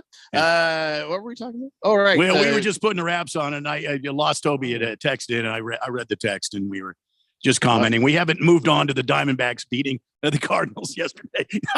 That's all right. That's all right. Dodgers losing. Enjoying that. Well, let me just clear up the rest of this, and we get right to it. Hefty Lefty says, I know more than most how good the Kings are. I also know how well the Warriors bench plays at home. Just feels like a blowout. Incoming. He says the Warriors will win game 3 by +20. Big George, thank you for that. Cardinal Art says, I wish Ron Artest was playing for Sacramento again. Boy, that would be fun. Ron Artest and Draymond Green going at it. Oh, yeah. Pour me up one, Randy, of your finest cervezas on this Taco Tuesday. It is Taco Tuesday. I'm going to abstain. I don't think tacos are in the future for me tonight. just take this week off. Yeah. Thundersnow says Jeffrey is probably Chipotle. I as I did my inventory, I remembered that I did have some Chipotle on Sunday. So I think it's all right. That probably already cleared your system. It's Chipotle. It definitely cleared your system. I mean, there's no way it's still there. Today's Tuesday, right? Yeah. I have felt like the plumbing has been a little bit slow. The trains haven't been running on time, if you know what I mean. Yeah. So it could be Chipotle adjacent. So Lost Toby says, here's what you do. Vodka, soda, work emails, and the blender. Oh, I thought he was giving me advice on how to clear things. No, he just sent me a picture. So he's got us on his TV screen. He's got his alcoholic beverage and his vodka work. soda. Can I just be honest with you? Drinking booze while going through your work email, that could get you in trouble. Yeah, that's true. Yeah. If I've got I've got a little alcohol going, I just don't even touch the email. Well, you fall asleep at random times too. So Choro says, someone give Lost Toby and Randy some tissues. Never heard such crying about a foul. Wait a minute. Nobody's crying about the foul. I don't think I cried about a foul. Sabonis fouled Draymond. Draymond stomped on his chest. Well, now I don't think he was aiming to kill the man, but he was trying to send a message. He was born of frustration and whatnot. It's just fact, Choro. Just fact. Okay, so can we one more thing about basketball before we move on to the Diamondbacks and the beautiful things that are happening to the Dodgers? Randy, you always say the NBA is fixed. Yes, it's rigged. He says that about the draft every year. He says that about the lottery, the draft lottery, the whole kit and caboodle of the NBA offseason, according to Randy White, rigged. Yeah. Well, China likes basketball a lot. And, some of our old NBA players have headed to China to make some bank, right? They're making some money over there. Yes. Collecting up some, is it yen? What is the money? Yen is Japan. That's Japanese. What is it? Is it the dong? No, that's Vietnamese. What's the money in China? It's not the yen. It's the yuan. TikToks. The what? The yuan. Yuan. Anyway, so here's what happened. There has been a scandal. The Chinese Basketball Association has determined that the Shanghai Sharks and the Jiangsu Dragons have been cheating. They call it unsportsmanlike conduct, but really what it is, it's like the White Sox thing. They were fixing games. Now, the fixing of games wasn't for money. The fixing of games was to try to get somebody who was suspended to be able to play in one of those playoff games. So what it was is is it Drew Bledsoe? No, wait, Eric Bledsoe. Drew Bledsoe. Yeah. That was the backup. He was the quarterback. He was the quarterback. Yeah. Yeah. Anyway, so Eric Bledsoe was serving a suspension, and they're like, well, we could easily win this game, or we could tank this game. So when Eric Bledsoe can come back and play next week, then we'll get a playoff win with him. And so I guess everybody got wise to it. It was obvious. And then Yao Ming, who runs, I guess, the CBA over there, that's Chinese Basketball Association. Okay. He says, yeah, I'm very saddened by all this, but there will be disqualifications and other penalties. We're trying to preserve the league's credibility. So that's disqualifications, huh? Yeah. So I guess Michael Beasley, remember him? Remember that guy? I do. Michael Beasley. He's also on the team. And of course, they have alibis. Michael Beasley's like, hey, man, I'm suspended. I'm out. I'm not playing. I was nothing to do with this. And even Bledsoe's like, I was suspended. I couldn't play, fam. Stop acting weird. Like, well, that's not the point. Your team was trying to lose on purpose so you could play. So you may not be in trouble, but your team certainly is. So just kind of weird. Especially, what's weird? There's no money involved. How is there no money involved?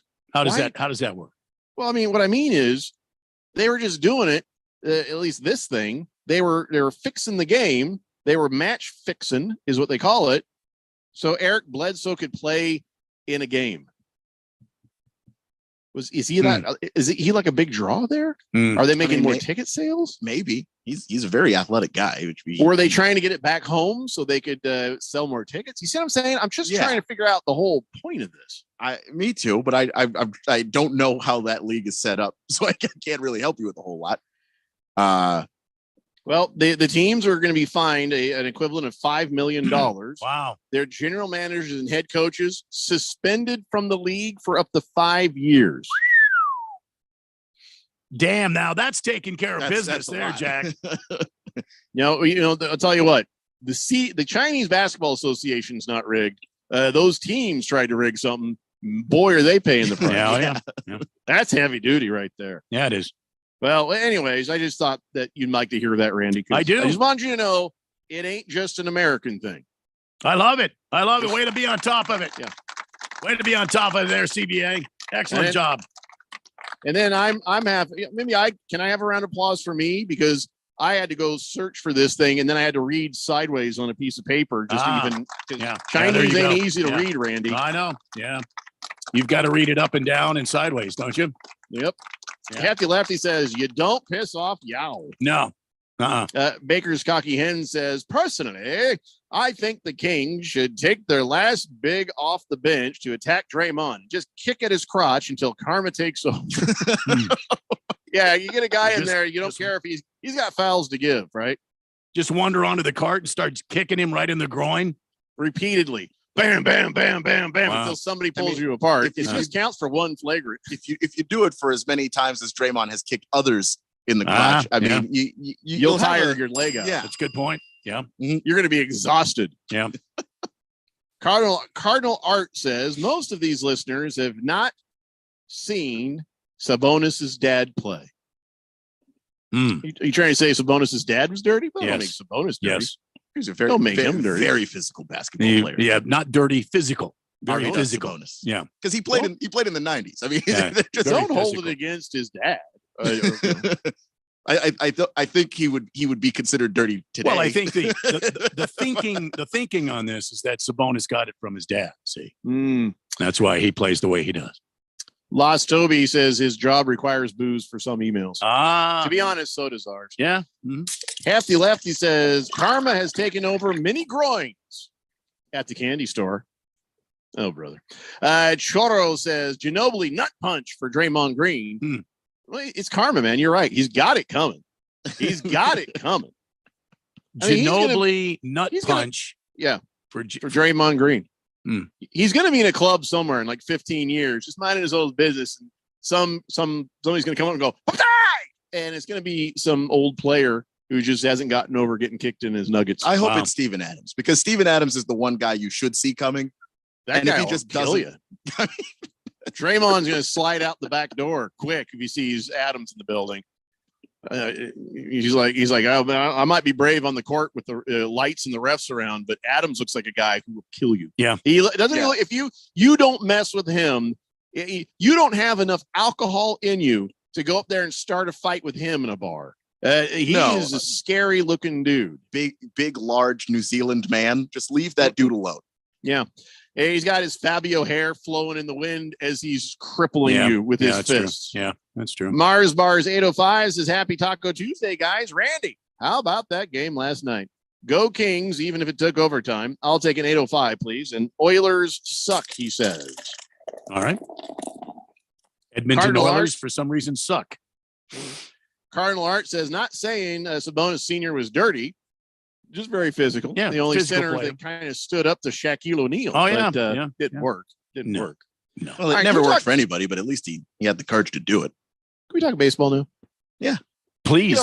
Listen, this show, we can always come back around to ever the hell we want. But I just kind of been looking forward to gloating. And I'm a little sad that Ralph's not here today. And probably why he ditched us is because the Diamondbacks beat the St. Louis Cardinals, which is fine. I kind of would expect it, I think, right now, because the Diamondbacks are kind of hot and the Cardinals aren't. 6-3 last night, and they're playing here in a few minutes, so it'll be interesting to see what happens.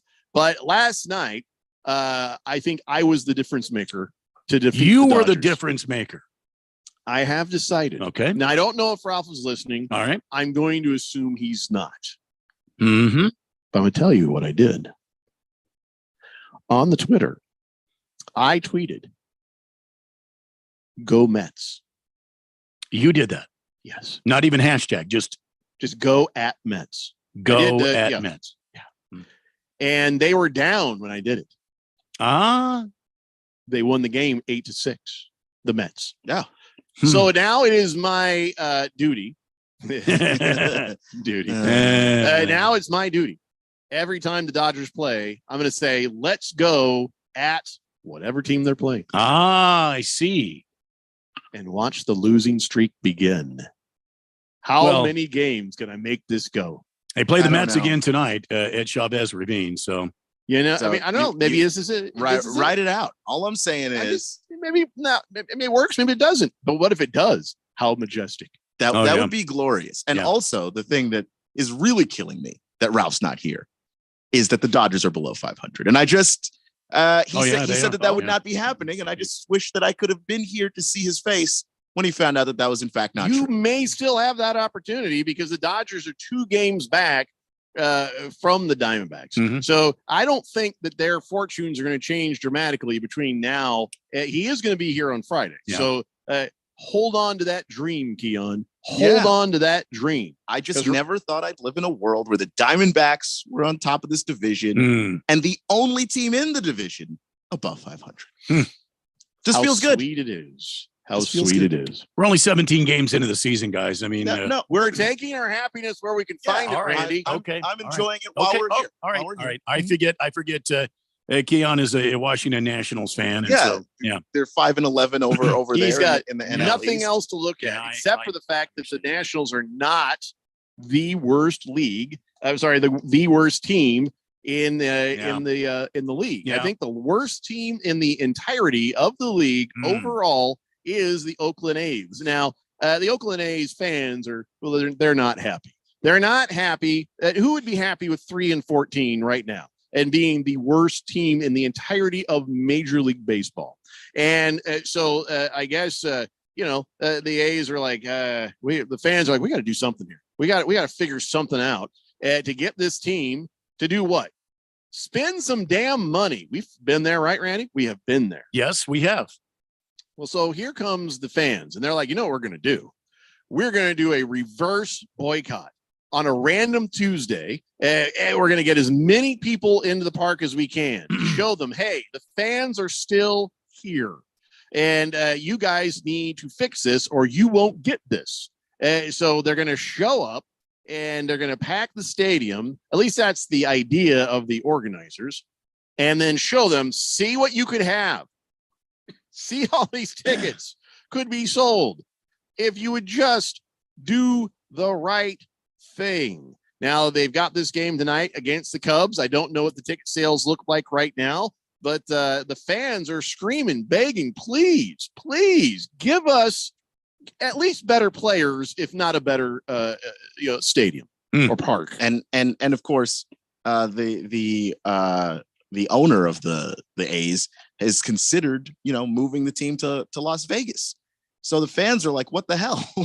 If you're moving the team to Las Vegas because you think that this will solve your problems, your fan base is actually here. Yeah. Don't move anywhere else. Well, it's kind of Fix an this all place. wet. That's kind of an all wet thinking though, because the Raiders moved to Las Vegas, and okay, the A's are not the Raiders. They kind of There's not as many diehard, we love you no matter what you do. The Raider fans are on another level. They're in a different galaxy compared to Oakland A's fans. And the guy is wrong. What he needs to do is reinvest in the team. Fix up the park or build a new stadium or something. And then get yourself some new players. At the very least, get new players. At the very least, get new players or evict the possum that is living in your stadium. Yeah. Just hanging out to where visiting. Whose nickname is the possum? Yeah, I wish that was the nickname of a player. It is in fact an actual real life possum. Yeah, the visiting TV crews can't go into the visiting TV booth because there's a possum living in there, living in the walls of the broadcast booth. Yeah, and the broadcasters won't go in there. How are you not able to deal with the possum? You just wait there with a gun or a taser. And then the possum comes out, or okay, you want to be, humanitarian. Somebody with like those little poles with the little noose thing on it. Set a trap like they do with every other animal. Even a bear trap. Why can't they catch a possum in a park, inside the ballpark? And it's not even in the grass area; it's in the press box. I don't know, but if you listen to the broadcast, the visiting broadcast crew was trying to explain that they were actually walking into the visitors booth when they were grabbed and told not to go in there because there is in fact a possum and he'll bite you. Yeah. Has anybody been bitten by said possum? Well, not yet. They've a lot of hissing. Yeah. They've How quarantined. long has this been going for? I don't think there's any biting going on. How long has there been a possum in the damn walls? Yeah. What do you mean in the walls? There's a hole in the wall? Patch the damn hole. I don't know if there's a hole in the wall or what. Put a drywall guy in there. Come on. But they actually said that they thought they had solved the problem last year when there was a possum. There's a possum that's been living there for over a year? I guess they didn't solve the problem and did not get rid of the possum. And so look, this is the kind of organization that we're dealing with. Worse than the Diamondbacks. They can't handle one possum. I mean, I don't understand. I don't know if you could trust them to build a new stadium. Where there's one possum, there's more. I learned that from the Australian guy who got killed by that manta ray. Oh, Steve Irwin. Was that his name? Yeah. Rest in peace.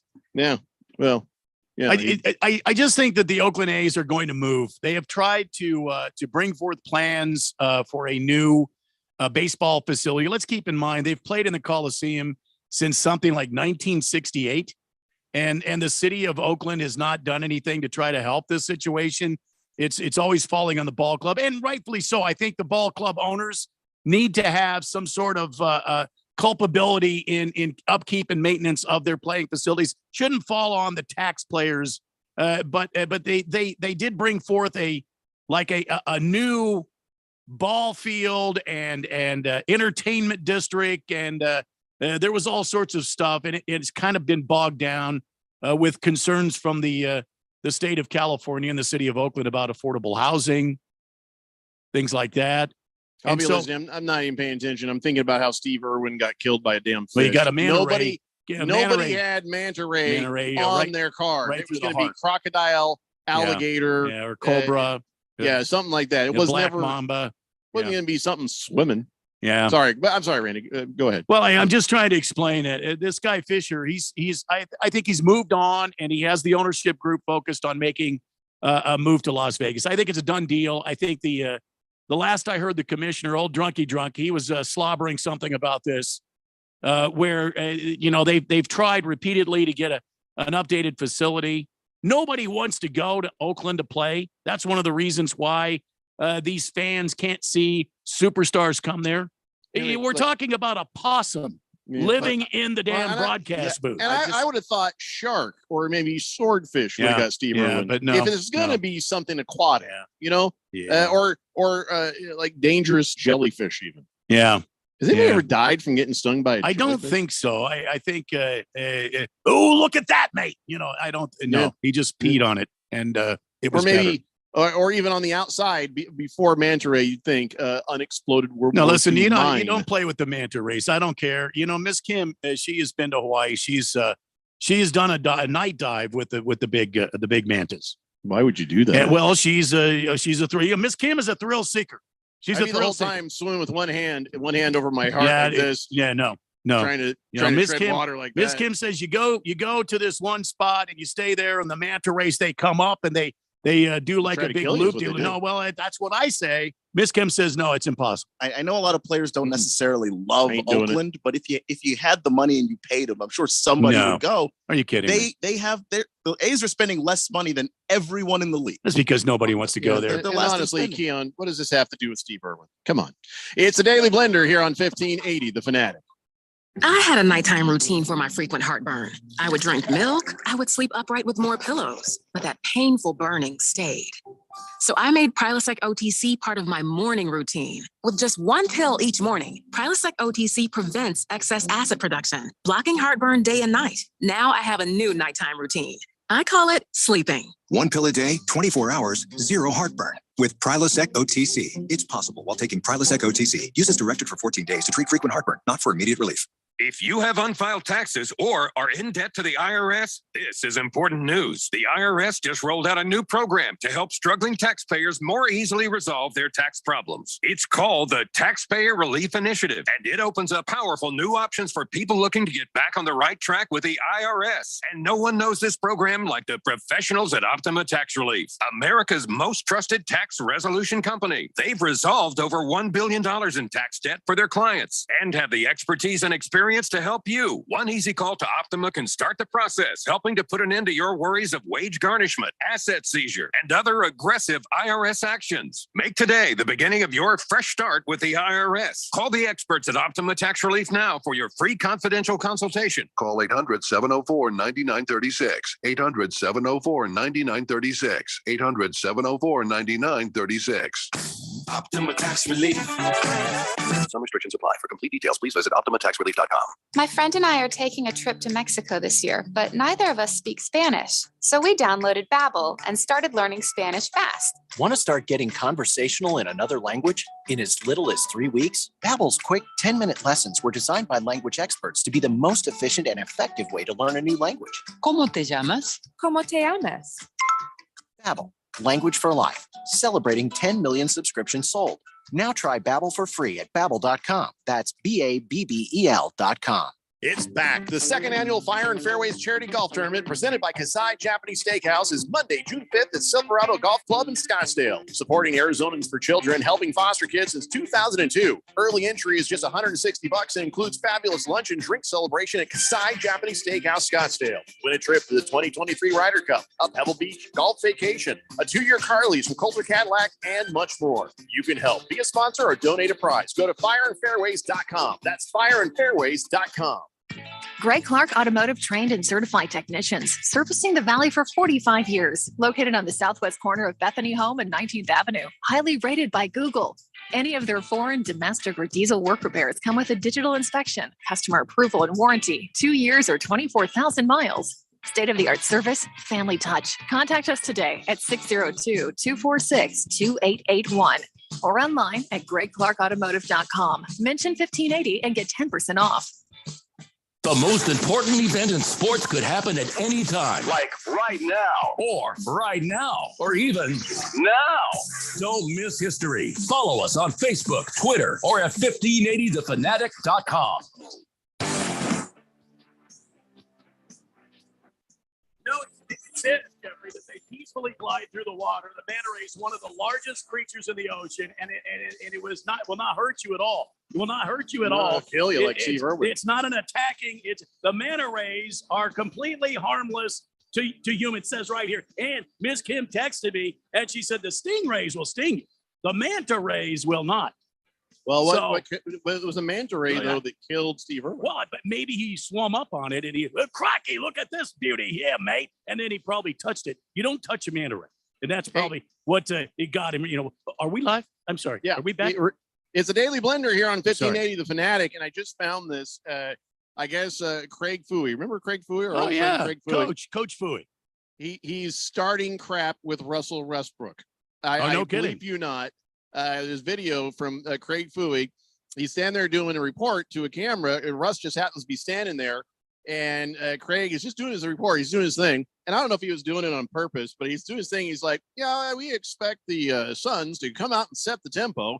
And he was about to say, or they're going to be in an awful lot of trouble.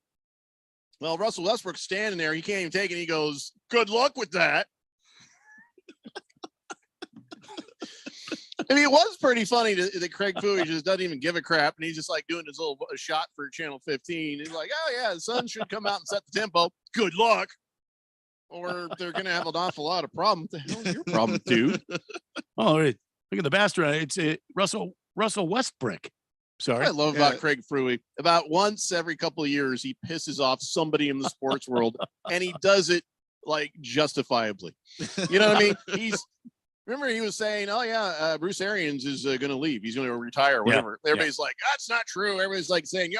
And we all stood by Fouey, and Fouey stood by it. And he's like, nope, it's true. And then bang, he was justified on that. So there he is on the court right in front of Russell Westbrook saying that. Mm-hmm. Of course, I hope that doesn't work out like wrong for us. You know what I mean? Look, if Craig Fouey you just bulletin boarded the entire thing for him, there, Craig Fouey. I had you had a longer relationship. If Craig Fouey is saying it, you can bet it's going to happen. Well, we just dated a little bit. I didn't say we had a relationship. And Russell Westbrook's like 110% guy all the time. Anyway, you can't make him do more. Whether it's sewing silly clothes or playing basketball. He plays yelling at kid not to touch him. He's in that JJ Watt mold of people where there's not a halfway for Russell Westbrook. The switch is just kind of on all the time. Well, I love that Craig did that, but now I'm like, oh no. 888-368-1580. Booger Wolf says every time a Clipper player puts his jersey on, they immediately run to the restroom to take a poo. That's because they suck at playing basketball. They don't even get to stay in the hotels over here. They got to bring their tents and stay in the parking lot. Go Suns. Wow. Well, that was me today. Nurse Scratchit says, yeah, go Mets. There you go. Now you get it. Yeah. Twittiot says, I thought you did your duty last hour, Jeffrey. Well, right now it's happening once per hour. Choro says, Faker Ralph is a Cardinals fan? Oh, Lord. How many front runners can you cheer for? Did he say, is he online saying go Cardinals or something? Because I said go Mets. I wouldn't be surprised. I think he might have misunderstood that because we were talking about the Diamondbacks beating the Cardinals and that making Ralph upset. But it's that the Diamondbacks beat the Cardinals and the Dodgers lost is what's going to make Ralph Choro, upset. we can either confirm nor deny the allegations, but you're absolutely right.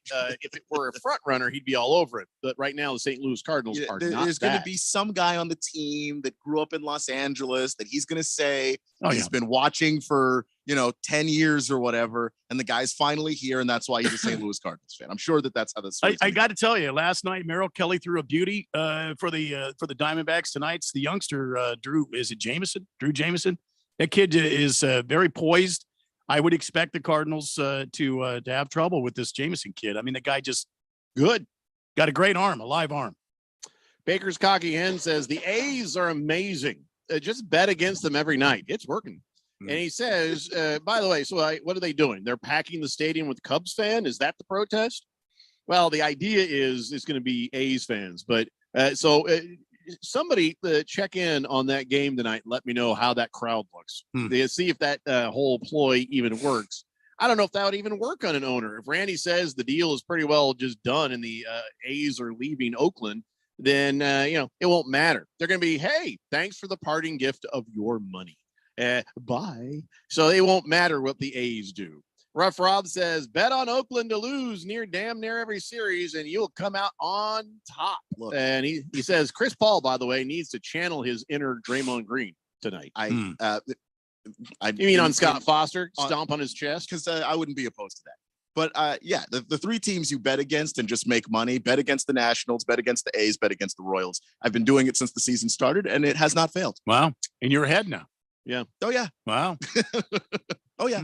He's like cockily ahead, where he's almost like, I don't need this job. Cockily. Well, no. Let's take it easy there. Is There's that a a word? reason- Did I just make up a word? Cockily? I think He's you cocky, did. So he's cockily ahead. Cockily ahead. But those teams are bad for a reason. You don't make very much money betting on them because they are terrible and at the bottom of their respective divisions. But, A win's a win. You win. Yeah. Hefty Lefty says visiting team TV crews sound pretty soft. Just give it some food and get it drunk. It'll leave you alone. Mr. Wilbur, I thought you were talking about the Craig Fouy thing. You're talking about Russell Westbrook. Just give it some food. Get it drunk and it'll leave you alone. He's talking about the possum again, isn't he? Yeah. Mm-hmm. Wilbur says, I'm sure there's a bathroom somewhere nearby where this possum is. Send Jeffrey in the bathroom. In about 10 minutes, that possum will pass out. Well, you're not wrong today, pal. I need some of that, that yellow tape they use for crime scenes, and then that yellow tape they use for chemical spills. I need that. I need the hazardous waste one. Just right there. I'm not sure, but I think the plan is just if we move to Vegas, we don't have to deal with the possum. Just leave him there. It's his stadium now. Yeah.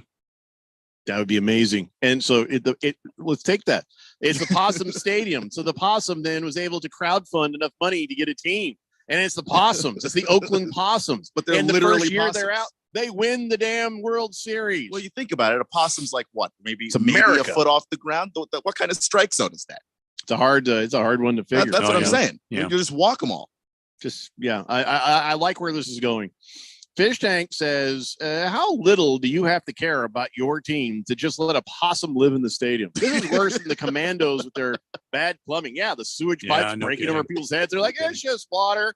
No, it is not. Water don't have chunks of corn in it. Yeah, I'm pretty sure sewage. I'm right. That was sewage. Doesn't have chunks of corn. You're not fooling anybody. You're not fooling anybody. It was gross. It was in my mouth. Oh.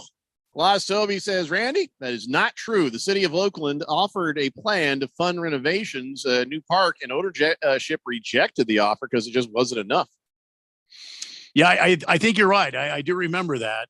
Yeah. The problem is they just couldn't get together on a new location. And a lot of the conversation had on affordable housing. That had to be a part of the deal, which I understand, but Oakland is not going to be in Oakland much longer. They're going to be in Las Vegas. You're right. This possum they show it poking its head in from the false ceiling, that everybody has at work, the false drop ceiling. Yeah. Right. And it's just poking its head down. It's just like, hey, what are you guys doing? He doesn't look mad. No. They say he's mad. He don't look mad. They say he gets mad when you go in the booth because that's his territory.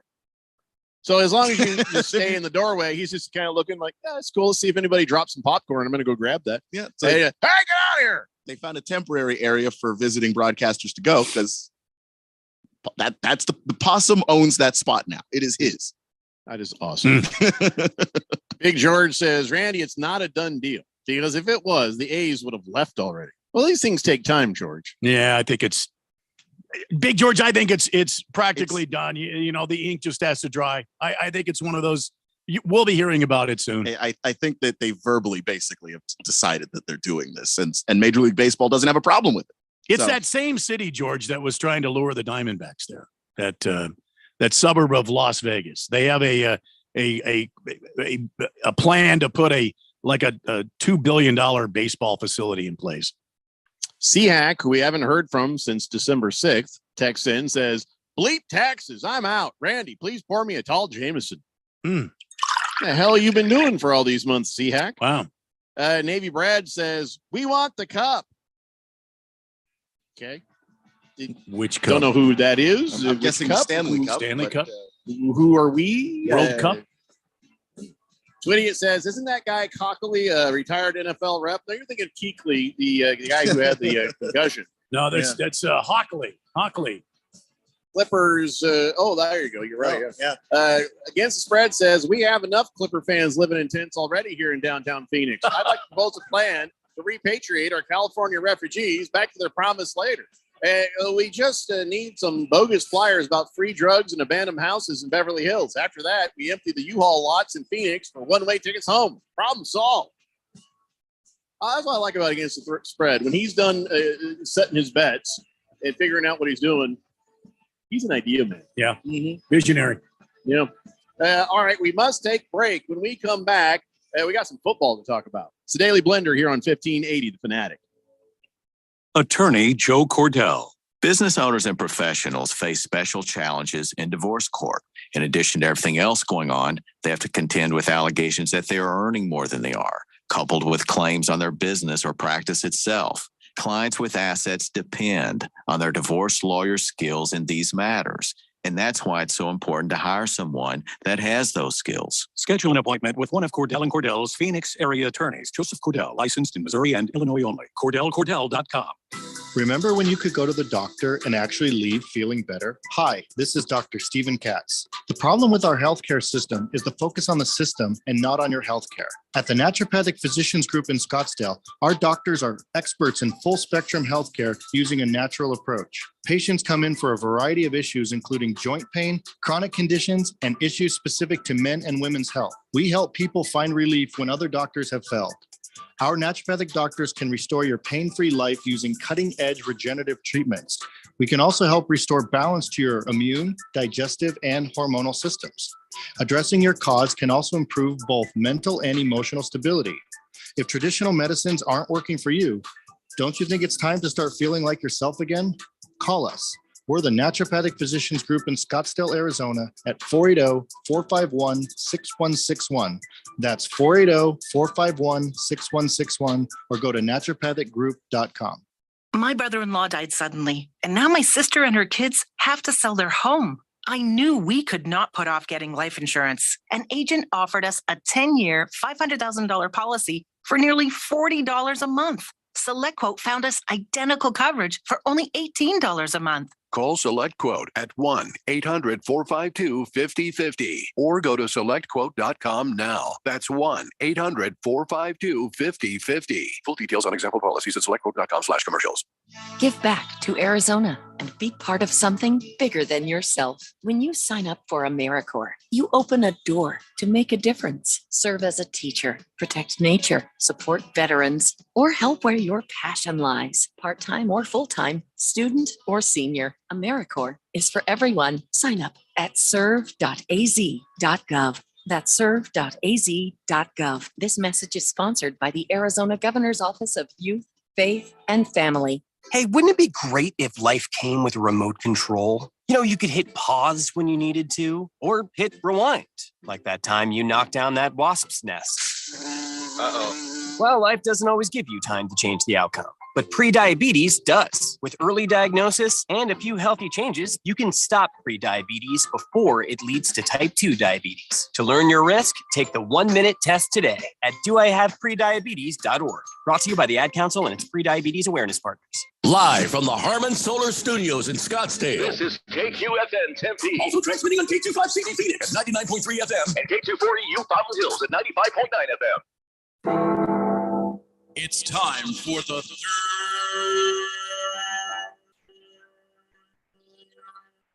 hour. All right, people, settle down because it's time. Time for what? Showtime. When does it start? Right now. 3, 2, 1. Let's get on with the show. Let's do it.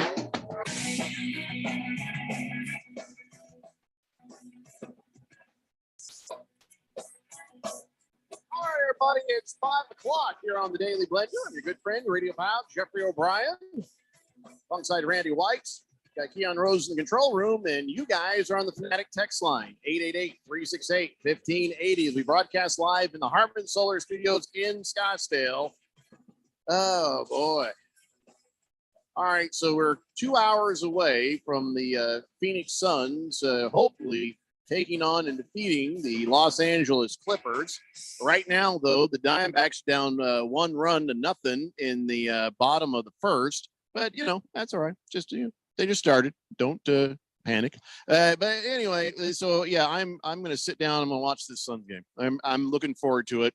I'm not sure that I can promise alcohol won't be involved. It's kind of been that kind of week. But are you guys ready to watch this game tonight? Oh, yeah, I think that depending on the Sun. Now, listen, if the Suns go flat and it's a blowout, I'm turning the damn thing off.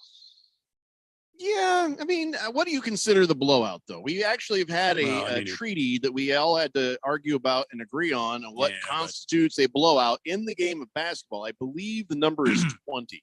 20 points. Yeah, I mean, if if they look terrible, I'm just not going to watch that. I'm excited to watch it. Because I think that there are some adjustments that the Suns can make to really give themselves the upper hand in not just in this game, but in this series. And I think that Monty's a really great coach. And one of my favorite things about the playoffs is watching that chess match between coaches. And Monty and Ty Lue are going to go back and forth in this series. And I'm going to enjoy it. I'm really looking forward to it. So, yeah, well, I forgot what I was going to say. If you're just joining us, I'm on new blood pressure medicine, and it's made me dizzy. I've had to run off and use the restroom for the worst of reasons several times on this program. He's turned his house into a toxic waste dump. And I can't remember. I'm starting to lose focus. I'm not going to lie to you. I think we were talking about the Suns. I don't know. We were talking about watching the Suns tonight. No, I'm going to watch. And I can't promise there won't be alcohol involved, is what I heard you say. Oh, yeah, I can't promise there's not alcohol involved right now either. So. But we're going to move on to football here in just a moment. Can I just call out Anthony Bass? Okay. I'm going to call him out. Toronto's Blue Jays pitcher Anthony Bass shows up on Twitter complaining about United Airlines. Now, listen, we all have our frustrations flying on the airplanes. People doing stupid things, clipping their toenails, getting drunk, starting trouble. Yeah. I had that guy have a tantrum like a big baby the other day because he thought that he should get some drinks before they took off. That sort of dumb stuff. Yeah, we've all flown and had to put up with the worst of people.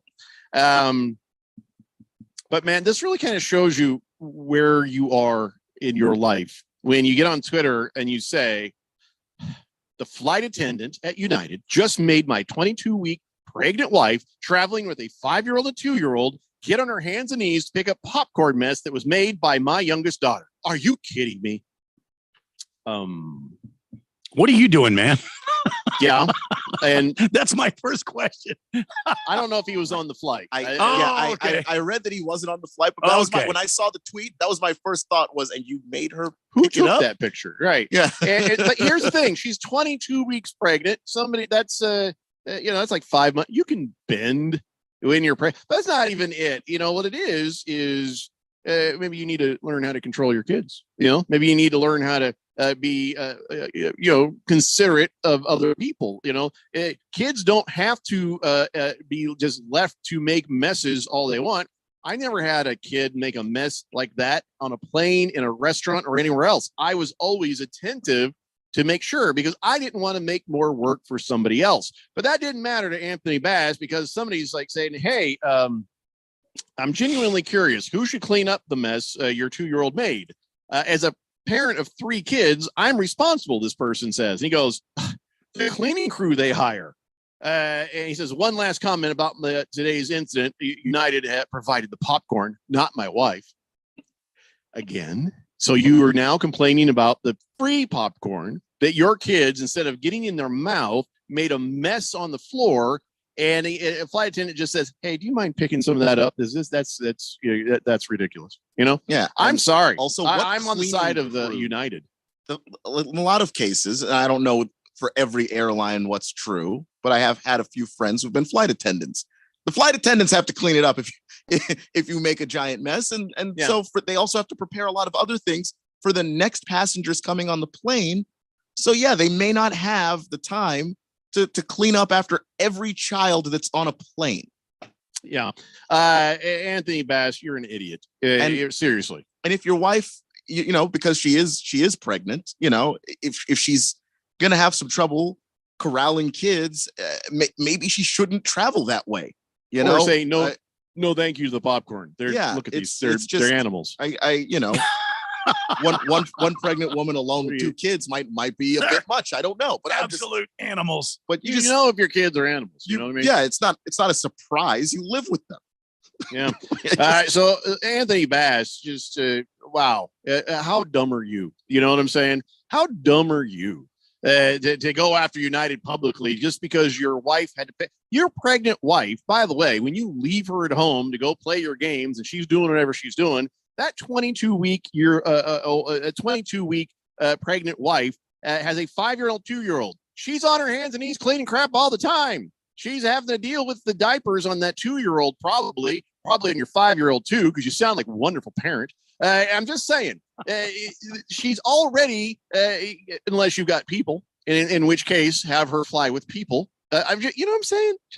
There wasn't a relative. I don't understand it either. It's how dare you ask me to clean up after my child? There's a series of decisions that were made here, and it just feels like they were all the wrong decision. Well, the worst thing was Anthony Bass, tone deaf, just click it on the tweeters. I'll show them. Jackass. Hefty Lefty says, I bet that 5-year-old's actually pretty close to the ground. They could easily pick it up. Yeah, that's the other thing. I would have told the kid, hey, go down there. Let's play a game. Pick up all the damn popcorn. Don't put it in your mouth. Don't put it in your mouth. Okay, put it in your mouth. You know what? You put it in your mouth, you'll have antibodies for everything. Maybe that's good. You will survive everything. Yeah. Against the Spread says, here's my plan for tonight's game. I ain't touching the spread at 7.5. I'm going to sit back with Buddha-like patience. And if the Suns go down 10 points around halftime, I'll pounce like a Jaguar and pray. I'll pound the Suns in the money line to win. Go Suns and believe in this team. Valley residents, stay mentally strong and you enjoy that ride. I love you. I love what you're saying against the Spread. All right. I do. I believe they can. I'm just saying, it's going to be a tough road, man. It's going to be tough. Nurse Scratchit says, parents are totally responsible for their kids' behavior. At least they should be. Amen. Booger Wolf says, when Russell Westbrook gets mad at someone, his face looks like a Muppet. He clamps his lip from like this. Yeah. Goofy looking bastard. You know, you're not wrong about when he's mad and he gets mad, his eyes get all intense and he does like, like this. My mom used to do the same thing. Like her mouth would be like this. If her lips disappeared completely like this, someone's getting an ass whooping. What was your tell with your parents? The ass whooping was coming. Well, my mom had a couple middle name. Yeah. And she'd get quieter. Her voice would go. She'd start talking really soft. That's terrifying. And yeah, no, it's horrible. And my dad it was just a look. He would look inside your soul and you just knew it's over. It's over. How about you, Randy? Much the same. My mom really didn't she didn't give me an ass whooping. But she's dead now. So yeah. Really not a threat. Okay. Big George says, so when the Suns lose tonight, can we blame against the spread? No, we blame you for saying it out loud with your mouth.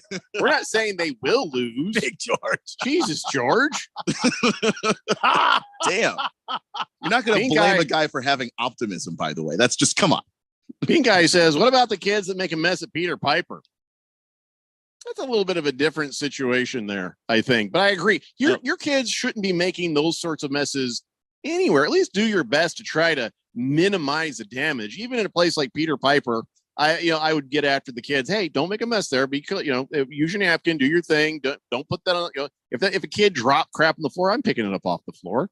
Nobody wants to have to deal with that.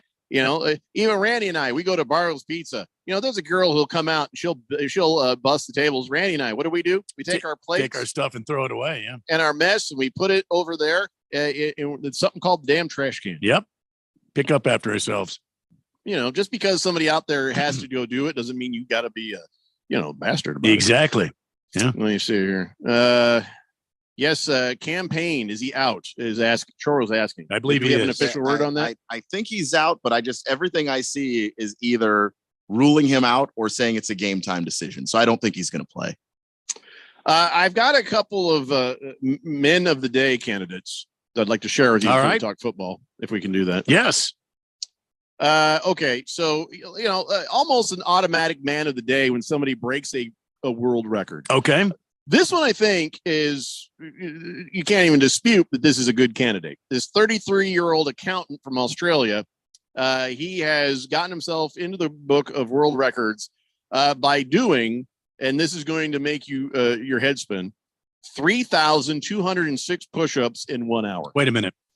This guy's an accountant, you said? After he was done, he couldn't open up even a simple door. He's like, he'd be trapped in a supermarket. This guy's an accountant. So, Yeah. And he did how many push-ups? 53 push-ups per minute, getting 3,206 push-ups in 1 hour. Wow. Dang. Absolutely. That's the sort of information that can get you a date. I don't think You know, I've done I think it 3,000 translates. push-ups in my life. God, I'm sad to say, I think I think you're right. I don't know if I have either. I know I haven't. I played football. We didn't do that many push-ups. Jesus.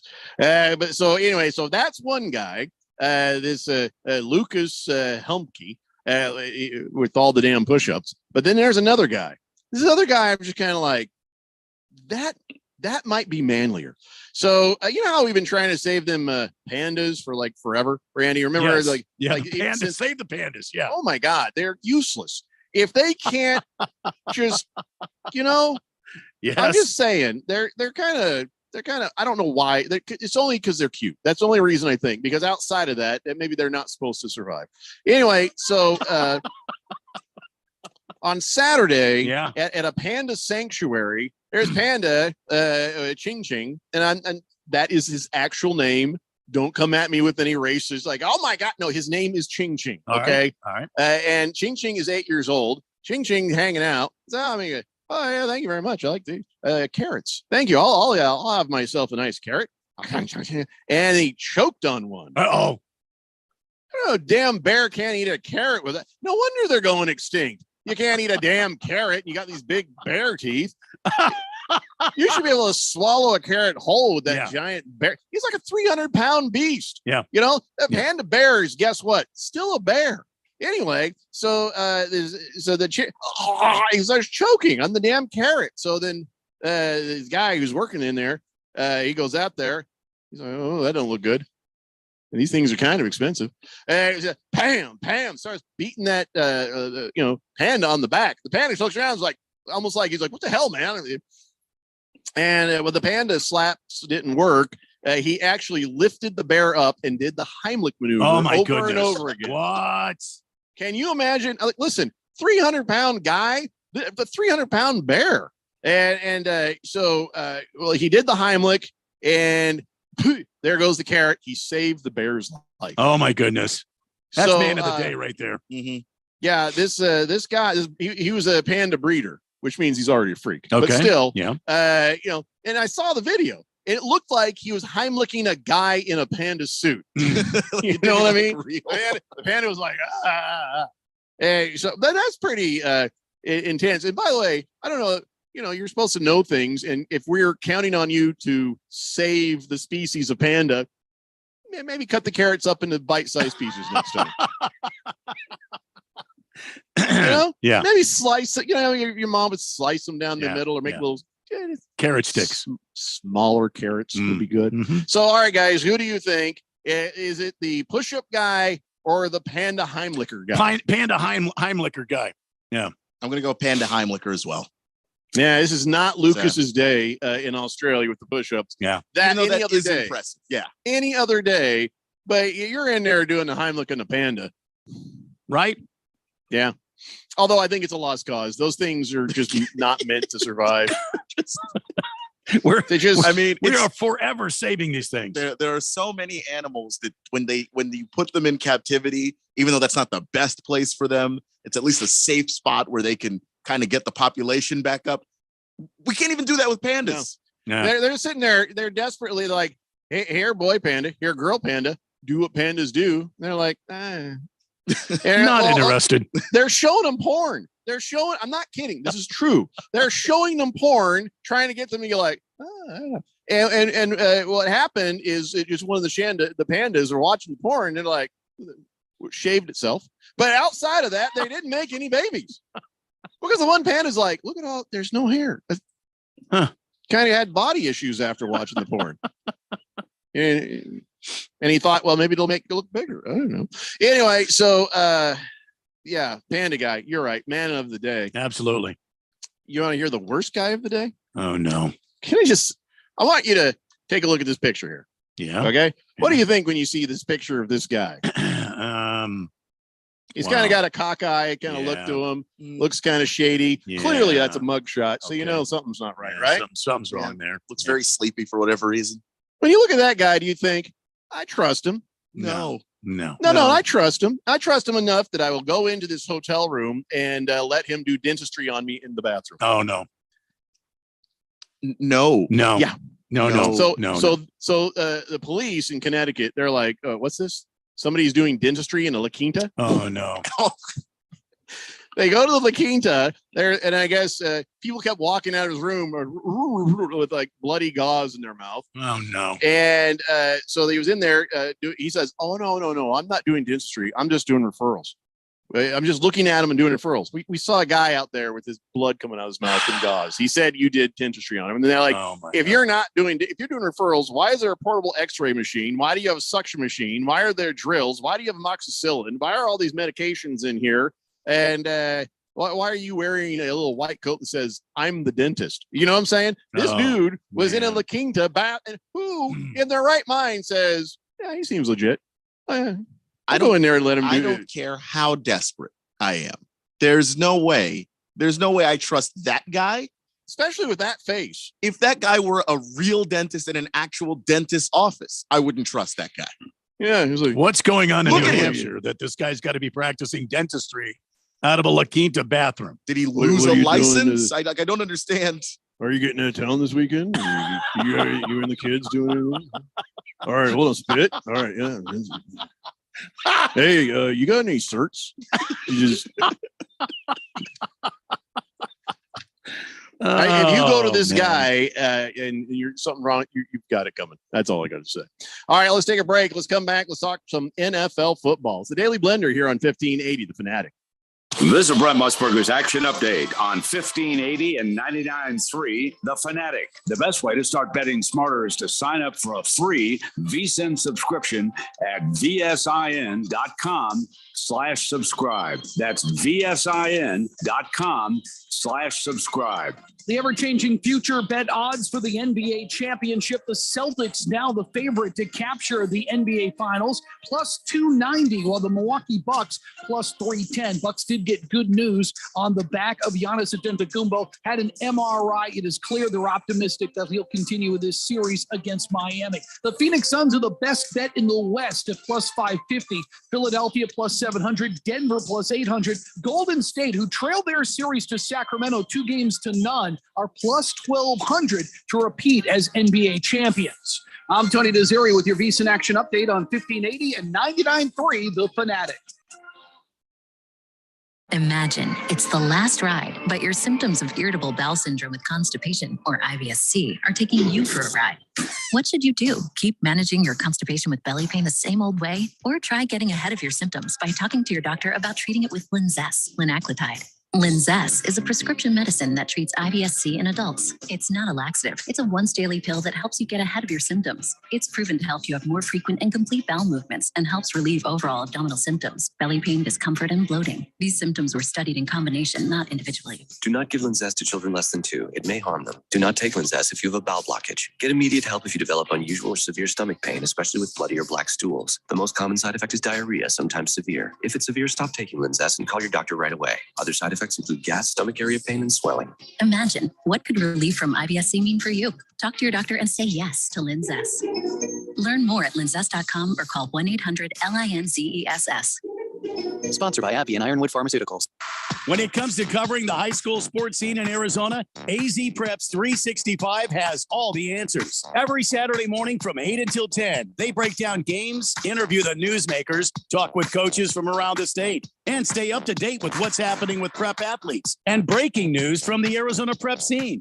It's AZ Preps 365, 8 till 10 Saturday mornings on 1580 and 99.3 The Fanatic, and always on at 1580thefanatic.com. If you're struggling, if you're lost, if you need someone to talk to, or if you're concerned about a loved one, call, text, or live chat the 988 Suicide and Crisis Lifeline. 988 crisis counselors are available 24/7 to listen and provide free, confidential support when you need it most. Thank you for contacting 988. How can I help you today?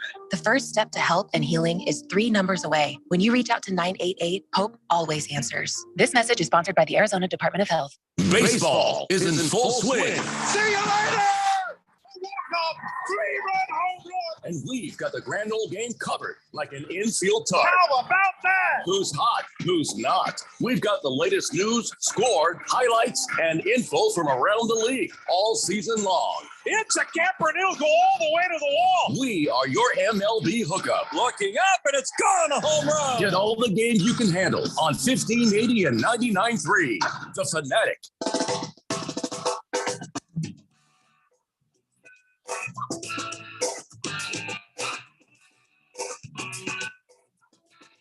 Daily Blender here on 1580, The Fanatic. Let's get caught up on the text line so I can get some NFL here. 7077 says they're going to make a movie about that accountant, cocaine accountant, the one with all the push-ups. Oh, boy. Hey, who are you, 7770? We like you. You're a new texter or an old texter, whoever you are. We need a texter nickname from you so I can put you in the system, though. So far, 2 good texts in a row. Booger Wolf says Randy can pump out 1,000 push-ups a minute with his concrete slappers, grape stomping leg end. Pour me a brew, Rando. Not sure I understand that text. I don't know why you're serving him these. I feel like listen. I have nothing but respect for the fourth dimension. Yeah.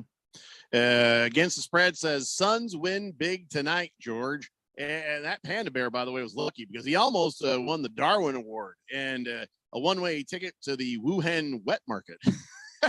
I don't know. I might try some Panda. I don't know. I mean, I had Panda last night. Oh, wonder if that. We had Panda Express last night for dinner. I had the mushroom chicken and I had the orange chicken. And you know what? Oh my God. And I took one bite of chicken. And I was like, that tasted weird. Oh, there it is. There it is. If we weren't really stretched for time, I'd stick my head out the door right now and say, "Hi, honey. How you feeling there?" Or actually, I can stick my head out the door and listen to see if the downstairs bathroom fan is on. Yeah. 888-368-1580. Choro, you know how to look at that. He knows how to emoji a panda bear. I didn't even know there was a panda bear emoji. Mm-hmm. What are you, 16-year-old girl, Choro?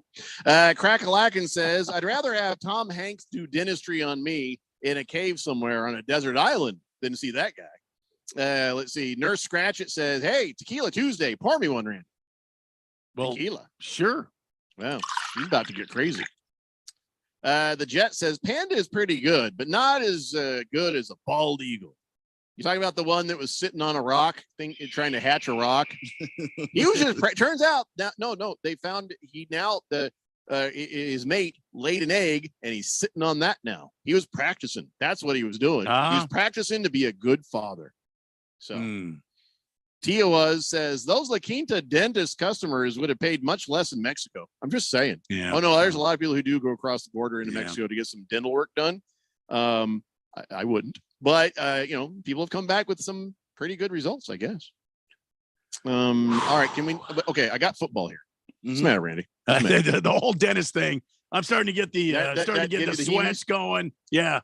Oh my God. Yeah. No. housekeeping. No. Shoot, I forgot to put the do not disturb on. Hmm. Room service. All right. So before we get to the football, we've had another incident, and I don't know. I don't think that billiards or snooker or any of those kinds of games are sports. We've had an incident. We've had an incident. Okay. It's not even real sports. Okay. And yet somebody wearing a Just Stop Oil t-shirt interrupted the World Snooker Championships on Monday. Oh, no. Live on TV. I don't know where to be honest. I don't know who's watching this. I don't know what channel it was even on. But he jumped up on top of the snooker table right in the middle of play. Yeah. He had an old bag of like this orange powder and he ripped it open and went poosh and covered. I have a shot right there. As you can see, the World Snooker Championships can't afford two different places. So you see there's like a wall between them and the other people playing snooker there. Yes. So you see him there. He just jumps to the table and poosh. On the right there, you see security grabbing somebody who's trying to jump on that other table at the same time. Oh, boy. Didn't have the poof game that guy had. So it's a sad, sad thing when you can't play a game nobody's ever heard of. What's this world coming to that you can't even have the World Snooker Championship with some, environmentalists coming in there and ruining the whole damn thing? Robert Milkins and Joe Perry, not from Journey, were right in the middle of a damn match. I think it's a match. It's something. Look, I'm sure the irony of it all. They were getting snookered, and let me tell you, the commentator's like, terrible scenes here. Yeah. And here's the thing. Wow, I don't know who this guy is who jumped up on the table and poof, the powder. And who Just Stop Oil. Okay, we know who they're protesting, but they really overestimated the viewing audience. Who the hell is watching snooker? Nobody. Nobody. If you do a protest in the woods and nobody sees it, did it make a noise? Yeah. No, it didn't. Because the only advertisement they're getting is what we're doing right now, and nobody cares. I wonder if Jim Nance was on the call there for the snooker championship. He would have made that. Friends. Friends. Let me just tell you also, even if there were 1 million people watching the snooker championships, they're all rich and they don't care about your protest against oil. They're all just mad that you ruined the pool table. Yeah. That's it. Yeah. That's all they can see. You've ruined the pool table. You ruined the pool table. Oh, yeah. Look, I'm sure that the 6 people that they reached are all fired up and ready for the cause right now. Well, I mean, he was so dramatic. He's like sitting there on his knees in it. And he's like, the orange powder. It's like, so what they did, I think, is they bought a bunch of Tang and they wasted it on the snooker table. That made me even angrier. Nothing like a little vodka Tang screwdriver in the morning, Never tried that before. I love Tang in the morning. Try that. You gotta. There ain't better. The Tang going to dump a little of that vodka gotta in get there, me some smear it Tang. off or something. The Grey Get that Goose. Tang. I'll put my mouth all over that Oh Tang. my God! Right- See what right I'm saying? there with you. Wow. It just And had not a little bit on the Tang, glass. vodka, You lick it. morning, I gotta lick some Tang. Morning. I think we're that. talking about two different things, Jeffrey. No, the orange drink. What are you talking about? Mhm. The astronauts took it to the moon. All right then. All right. Where you? Oh yeah, a little vodka and a little Tang filthy in them. filth. Oh my God! Yeah, that's the way to open the day up. Right there. That's the way to get it started. Do they even make Tang anymore? Oh yeah, I've got a whole jug of it at the house. Miss Kim has got me set up. As a matter of fact, tomorrow morning. She told you that's Tang, but it really is. It's Metamucil. Oh no, it's not Metamucil. No, I have no problem in that area. Trust me. Okay, I gotta check what that means in Spanish. This person on the text line wants to be something called El something, but I'd better check the Spanish. El Sucio, the big dirty, the El Grandioso Sucio. That's my wrestling name. That's not the word. If I could be a pro wrestler, it'd be Grandioso Sucio. You see, I could see it. That would be me. I like that for you. Have like one of those Mysterio helmets on and like a cape, and I'd come up and oh my God, can you just see it now? Okay, Stains all over my cape because I'm the big dirty. I use the translator, and it has been. It's okay. It's Spanish for the sausage. Huh? It's El Salchicha. El Salchicha. El Salchicha. Mhm. I don't know if I'm even saying it right, to be honest. El Salchicha. So if I'm saying it right, please tell me. And then I'll put it phonetically in so I say it right every time. So welcome to the program, El Sachicha.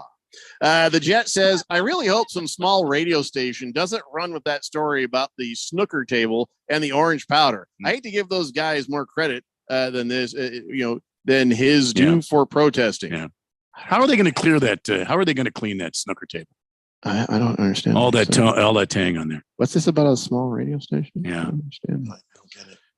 Tijuana says, La Salchicha is the correct way to say it. La and not L? Well, what's the difference in L and La? I don't understand. L is about the, 10 miles. Okay. Seriously, what is so El Sachicha says the sausage, but if I say La, isn't that it's still the sausage? I don't understand why. Tijuana's okay. I'll get it. Yeah. Maybe you know more Spanish than I do, and maybe the person saying he wants to be El Salchicha is not Spanish. But I'll let you guys argue it out if you'd like. But you probably need to do it in English. It's going to take way too long for me, to really do the translation. So, anyway, we'll wait. He says, no, you are correct, sir. He says the pronunciation is perfect. Salchicha, so L or La is it really what's that? That's the really what's that. The question on the table is L or La. Mm-hmm. Straight Striper says, you had Panda Express and you wonder why you've got diarrhea. Next time you order it, just dump the food in the toilet. Save yourself a step. Wow. Just buy it and just go wherever you're going and just walk into the bathroom and just flush it.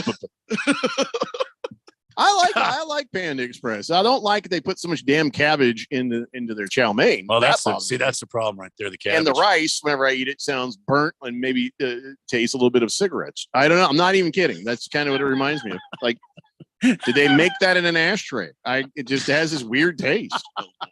But the orange chicken's good. I'm just saying. Mr. Pink Eye wonders if that dentist was in a Holiday Inn serving tequila. If he was, would you go? Well, the fact he'd call himself a dentist serving me tequila, I'd probably know. No. Big George says, ask Radio Ron. He knows a lot about snookering, I hear. Are you trying to be sexual right now, George? Because that is really inappropriate. That's the owner of this radio station. Big George. Oh, my God, George. All right, let's talk about something worse. The Commanders. So now this was interesting. I'm sorry.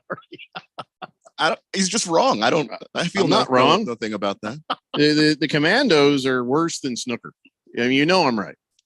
I disagree. Have you ever watched snooker? No. Hello, friends. Welcome to the World Championship Snooker Competition. I watched a 500 football team with no quarterback last year, and the I love his brag. I have a 500 football team. No, it's not a. Hey, let him brag. Mine was like 3-87. Okay, that's fine. I'm not bragging. I'm saying we're about to draft a quarterback. My team was 500 with no quarterback. We have a quarterback, but he's hurt. And the worst owner in sports. You cannot bring me down about the Commanders now that Dan Snyder's telling the team. I keep telling you this. You no longer have the worst owner in sports. Well, it's not official yet. So when he officially sells the team, there's stuff happening. You should know. So old Josh Harris comes along. Josh Harris, I believe he was on Dawson's Creek, and he has made a bid for $6.05 billion. Okay, and so now coming up behind him said Brian Davis, who doesn't know how to negotiate, because instead of saying I'll give you 6.5, he says $7 billion.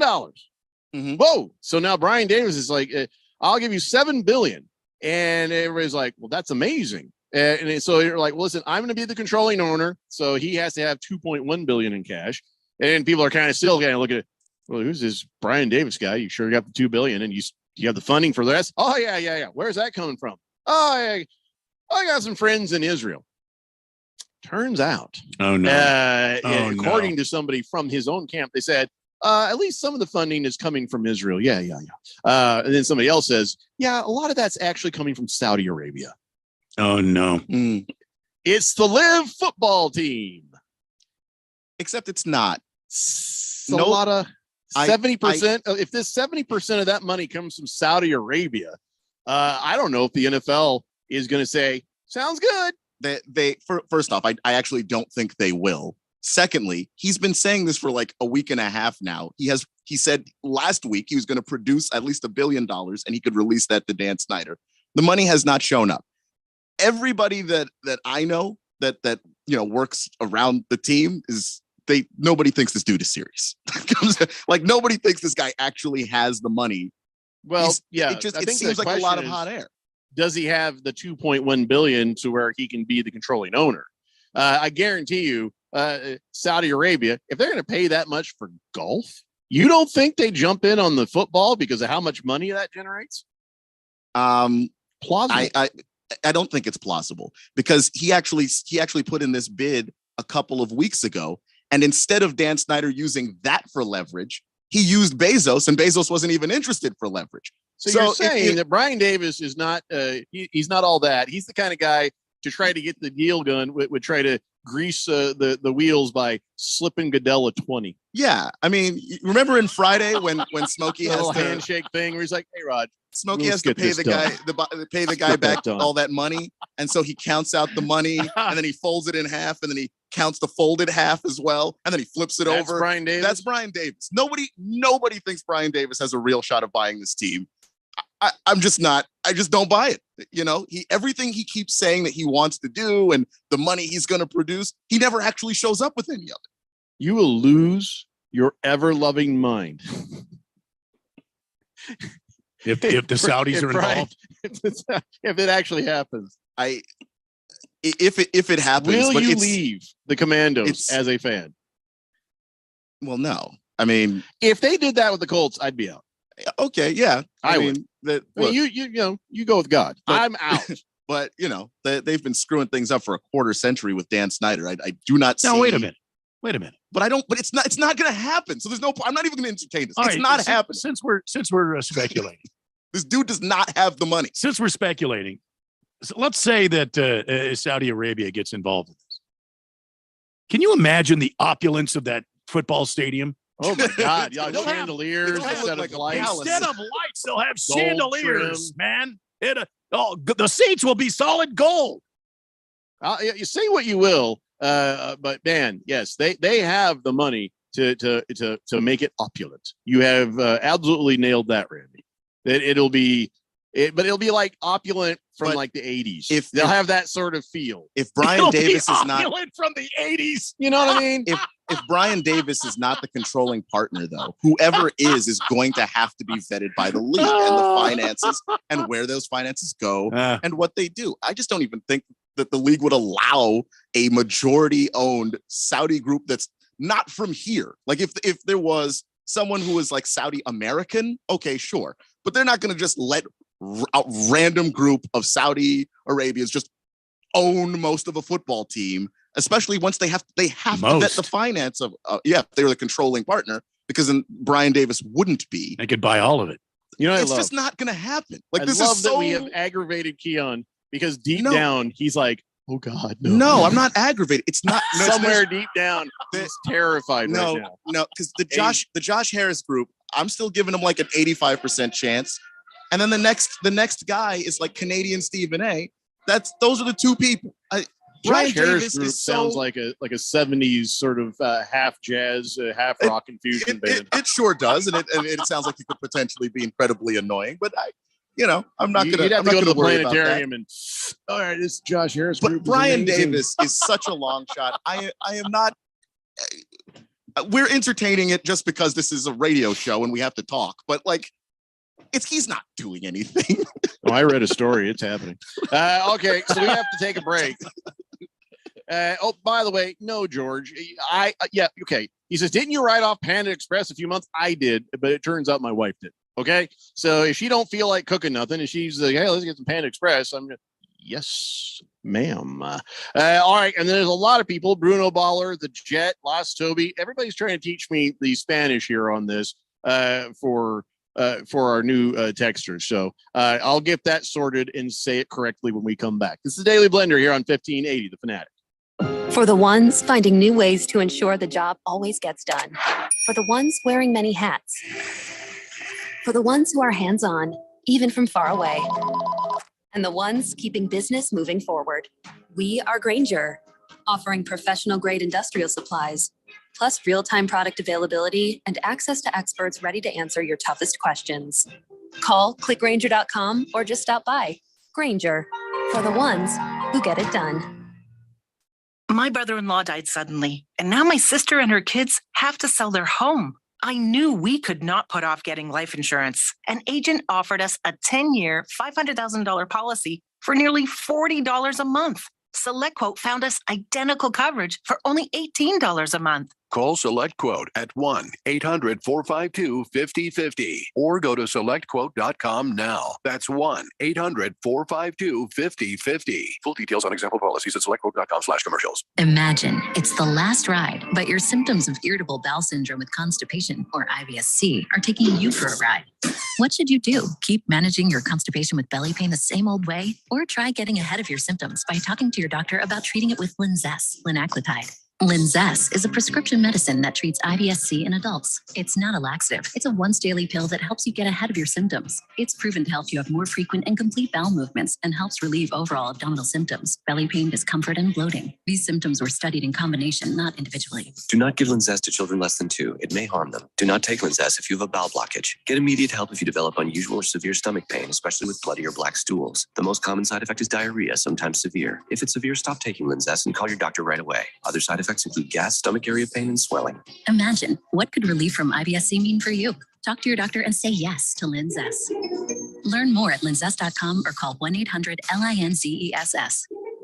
Sponsored by AbbVie and Ironwood Pharmaceuticals. There's no doubt that Harman Solar can save you up to 85% on your monthly electric bill. That's a fact. Bruce Jacobs here. But did you know it's possible to get solar for $0 down and no payments for 12 months? You can lease, finance, or even purchase outright. They have plans that fit everybody. Harman Solar is a family-owned, woman-owned local company that uses top-of-the-line equipment. Call Harman Solar at 800-281-3189. That's 800-281-3189, or go to harmansolar.com. For the latest from the world of golf, tune in every Saturday morning from 6 to 8 for the Golf Shop Radio Show, presented by PlayGolfMyrtleBeach.com. The golf capital of the world.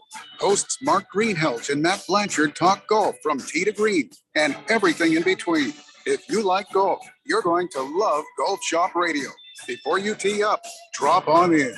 Welcome to the Golf Shop here on 1580 and 99.3 The Fanatic. Download the Fanatic app. News, scores, social media updates, and more on your smartphone, on your tablet. The free Fanatic app, available at the Google Play Store or the App Store and at 1580thefanatic.com.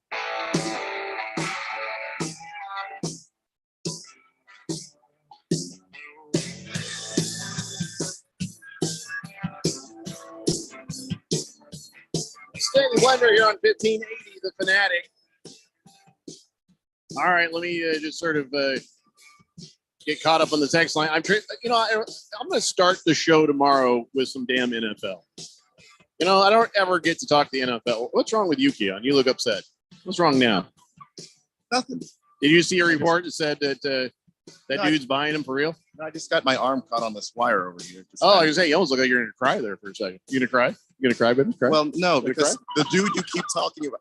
Look, here's the thing. This is Brian Davis. This is my team, and I know people who cover the team. Dude has no chance. None. Ooh, look at that. He knows people. Knows people. Yeah. Okay. At least for that team and Atlanta. Atlanta. You know people about Atlanta too?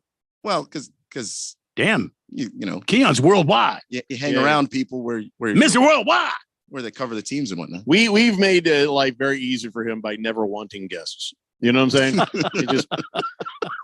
It does help.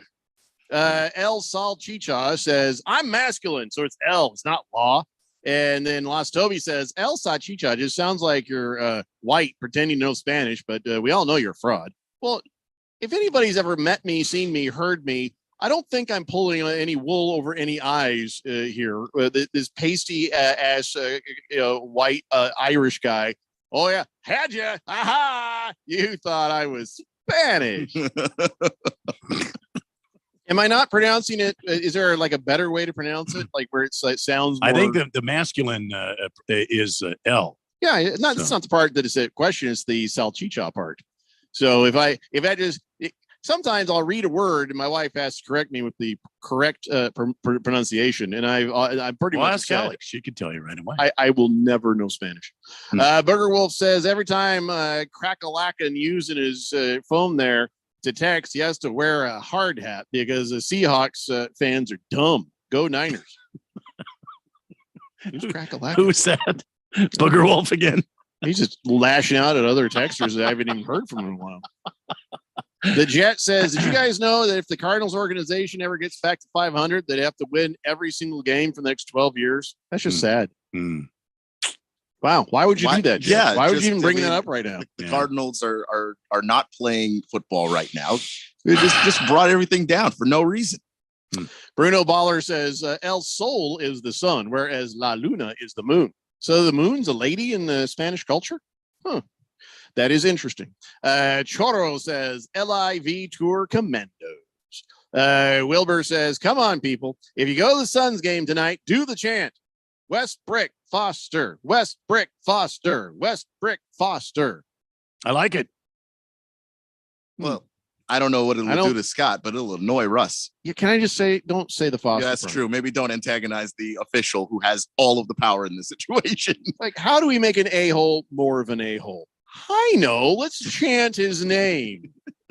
Well, he has the fate of our team in his hands. Yeah. No, thanks, Wilbur. Just West Brick is good. Not the other part. Hey, you brought up the Arizona Cardinals there a little bit ago, Jet, but this is just getting weird.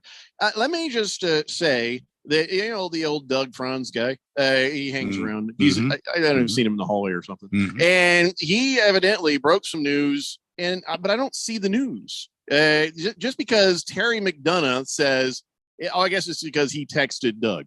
Bidwell's days of owning the Cardinals will soon be coming to an end, and he has nobody to blame but himself and his horrific behaviors towards a lot of people.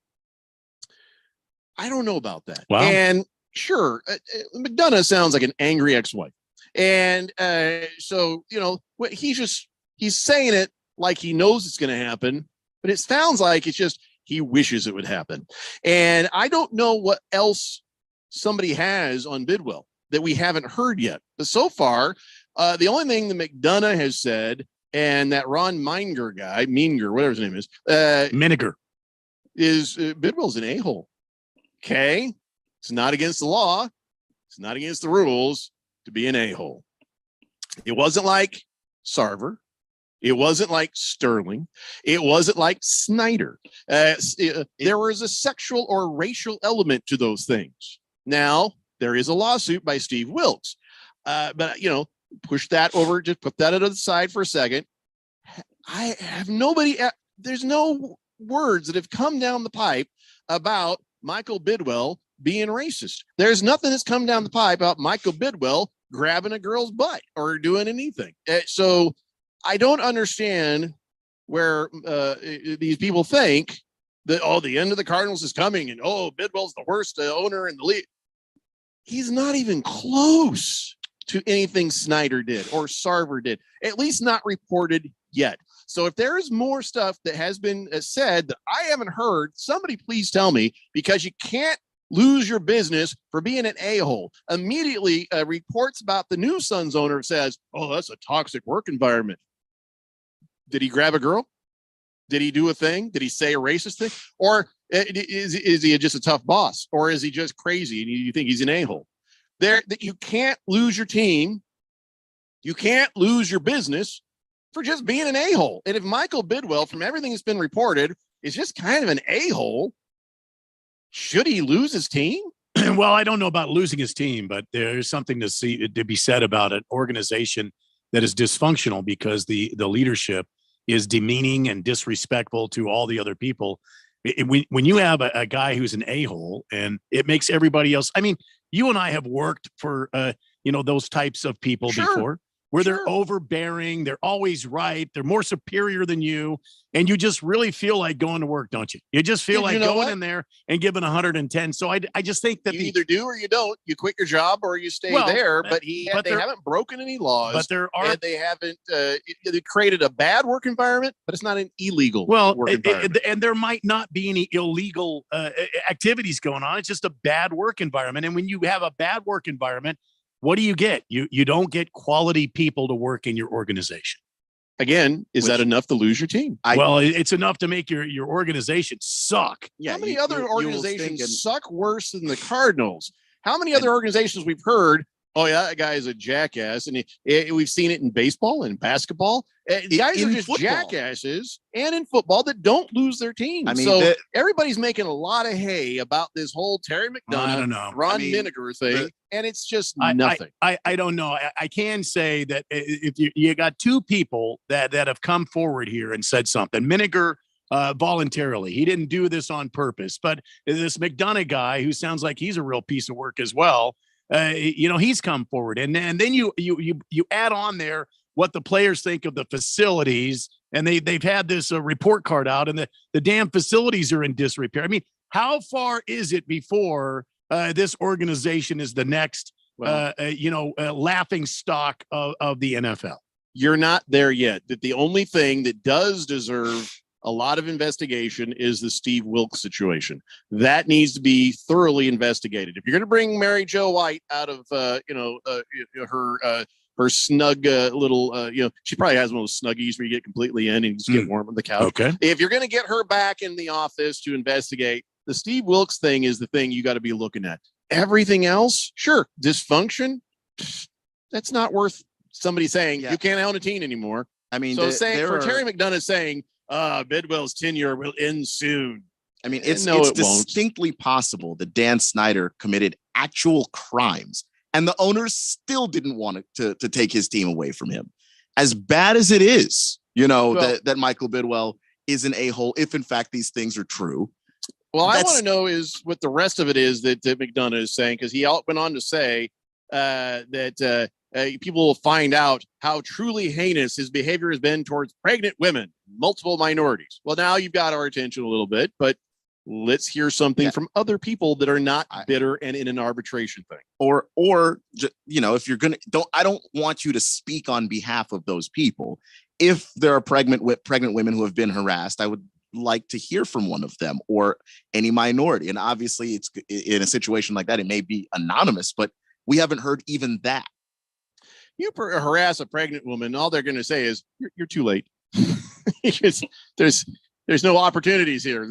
The inn is full. Maybe let's see what happens after I have the baby. But right now, you're just, why are you bothering me? And how do you harass a pregnant woman? Well, harassed by just saying things generally. I mean, it doesn't necessarily have to be unwanted advances. It could just be any sexual joke. It wouldn't even occur to me. Well, it doesn't have to be. I mean, it could just be demeaning. No, you're right. You're right. Overbearing and demeaning, or something like that. Absolutely. All right. Well, okay. I would never dare give a pregnant woman any issue. No, nor would I. They've got 17 or 18 years of hormones going through their body at one time. They'll kill you. Yeah. They don't care if you own the team. They will flat out murder you. I am afraid of pregnant women. So I guess I just couldn't piece together how you would ever harass a pregnant woman. Have you ever harassed a pregnant woman? No. Yeah, I wouldn't. No. God, no. We got to get this done. Ladies and gentlemen, it's time now for On This Date in Big George's sports history. Back in the year 1923, in front of 72,000 fans, Yankee Stadium in the Bronx opened for the first time with Babe Ruth hitting the park's first home run, a 2-run homer off Boston Red Sox pitcher Howard Ekmangaki. So they won the game. $2.5 million ballpark. Yeah. I don't care. $2.5 million. Yeah. Why are you giving me Yankee stuff? Here's the only thing that matters here. What I love is the fact that the last World Series game ever played in Yankee Stadium was won by the Arizona Cardinals. And 5 years later, they destroyed the entire stadium. The end. That makes me happy. All right. Is the show over yet? Because I think it's tied in St. Louis right now. The Diamondbacks are threatening with more. They've got bases loaded and nobody out. Well, the Lightning are up 3 goals to 1 over the Maple Leafs right now, if anybody cares. Hey, I thought the Maple Leafs were going to take that series. Wow. It's only game 1. Yeah, well, If the Lightning are up 3-0, I mean that's an indicator that 3-1 goaltending is an issue right now for the Maple Leafs. Las Toby says Sal Chicha is a feminine work. It's sausage. How's that feminine work? What are you talking about? It doesn't matter if you're masculine. If your nickname is feminine, it's like it's the law. Nothing to do with sexuality. You just have a weak masculinity. Anyway, Keon has hose in different area codes. Wait, what? I what? He would never call the many girls he has all over this country in different places hoes. He would never call all the different girls that he dates and has spent time with and continues to spend time with hoes. I am familiar with the song. Little ludicrous, I guess. But yeah, listen, Keon's got a girlfriend in Texas and in Tennessee and in Atlanta and in Phoenix. He has never called one of them a hoe. Because I respect. Wow. I just want to see how fast we get a text from Keon's girlfriend. And he's not denying it. That's to me. That's the strange well, because thing. it's funny and she knows it's a joke. So does she though? Yeah. Oh, is that worth saying? No. Oh yeah, it's a joke. It's just a joke. We swear to God, it's a joke. I know you're trying to get me in trouble, but actually I'll be all right. I imagine if she's gone this far. Now, if I was dating my first girlfriend, well, that's it's a different story. Ooh, well, we don't have to talk about it. 4-2 D-backs take the lead. Yeah, really? Yep. You're kidding? No. All right, guys, go Suns. See you tomorrow at 3 p.m. It's the Daily Blender here on 1580 The Fanatic. Do you want to know what's trending now?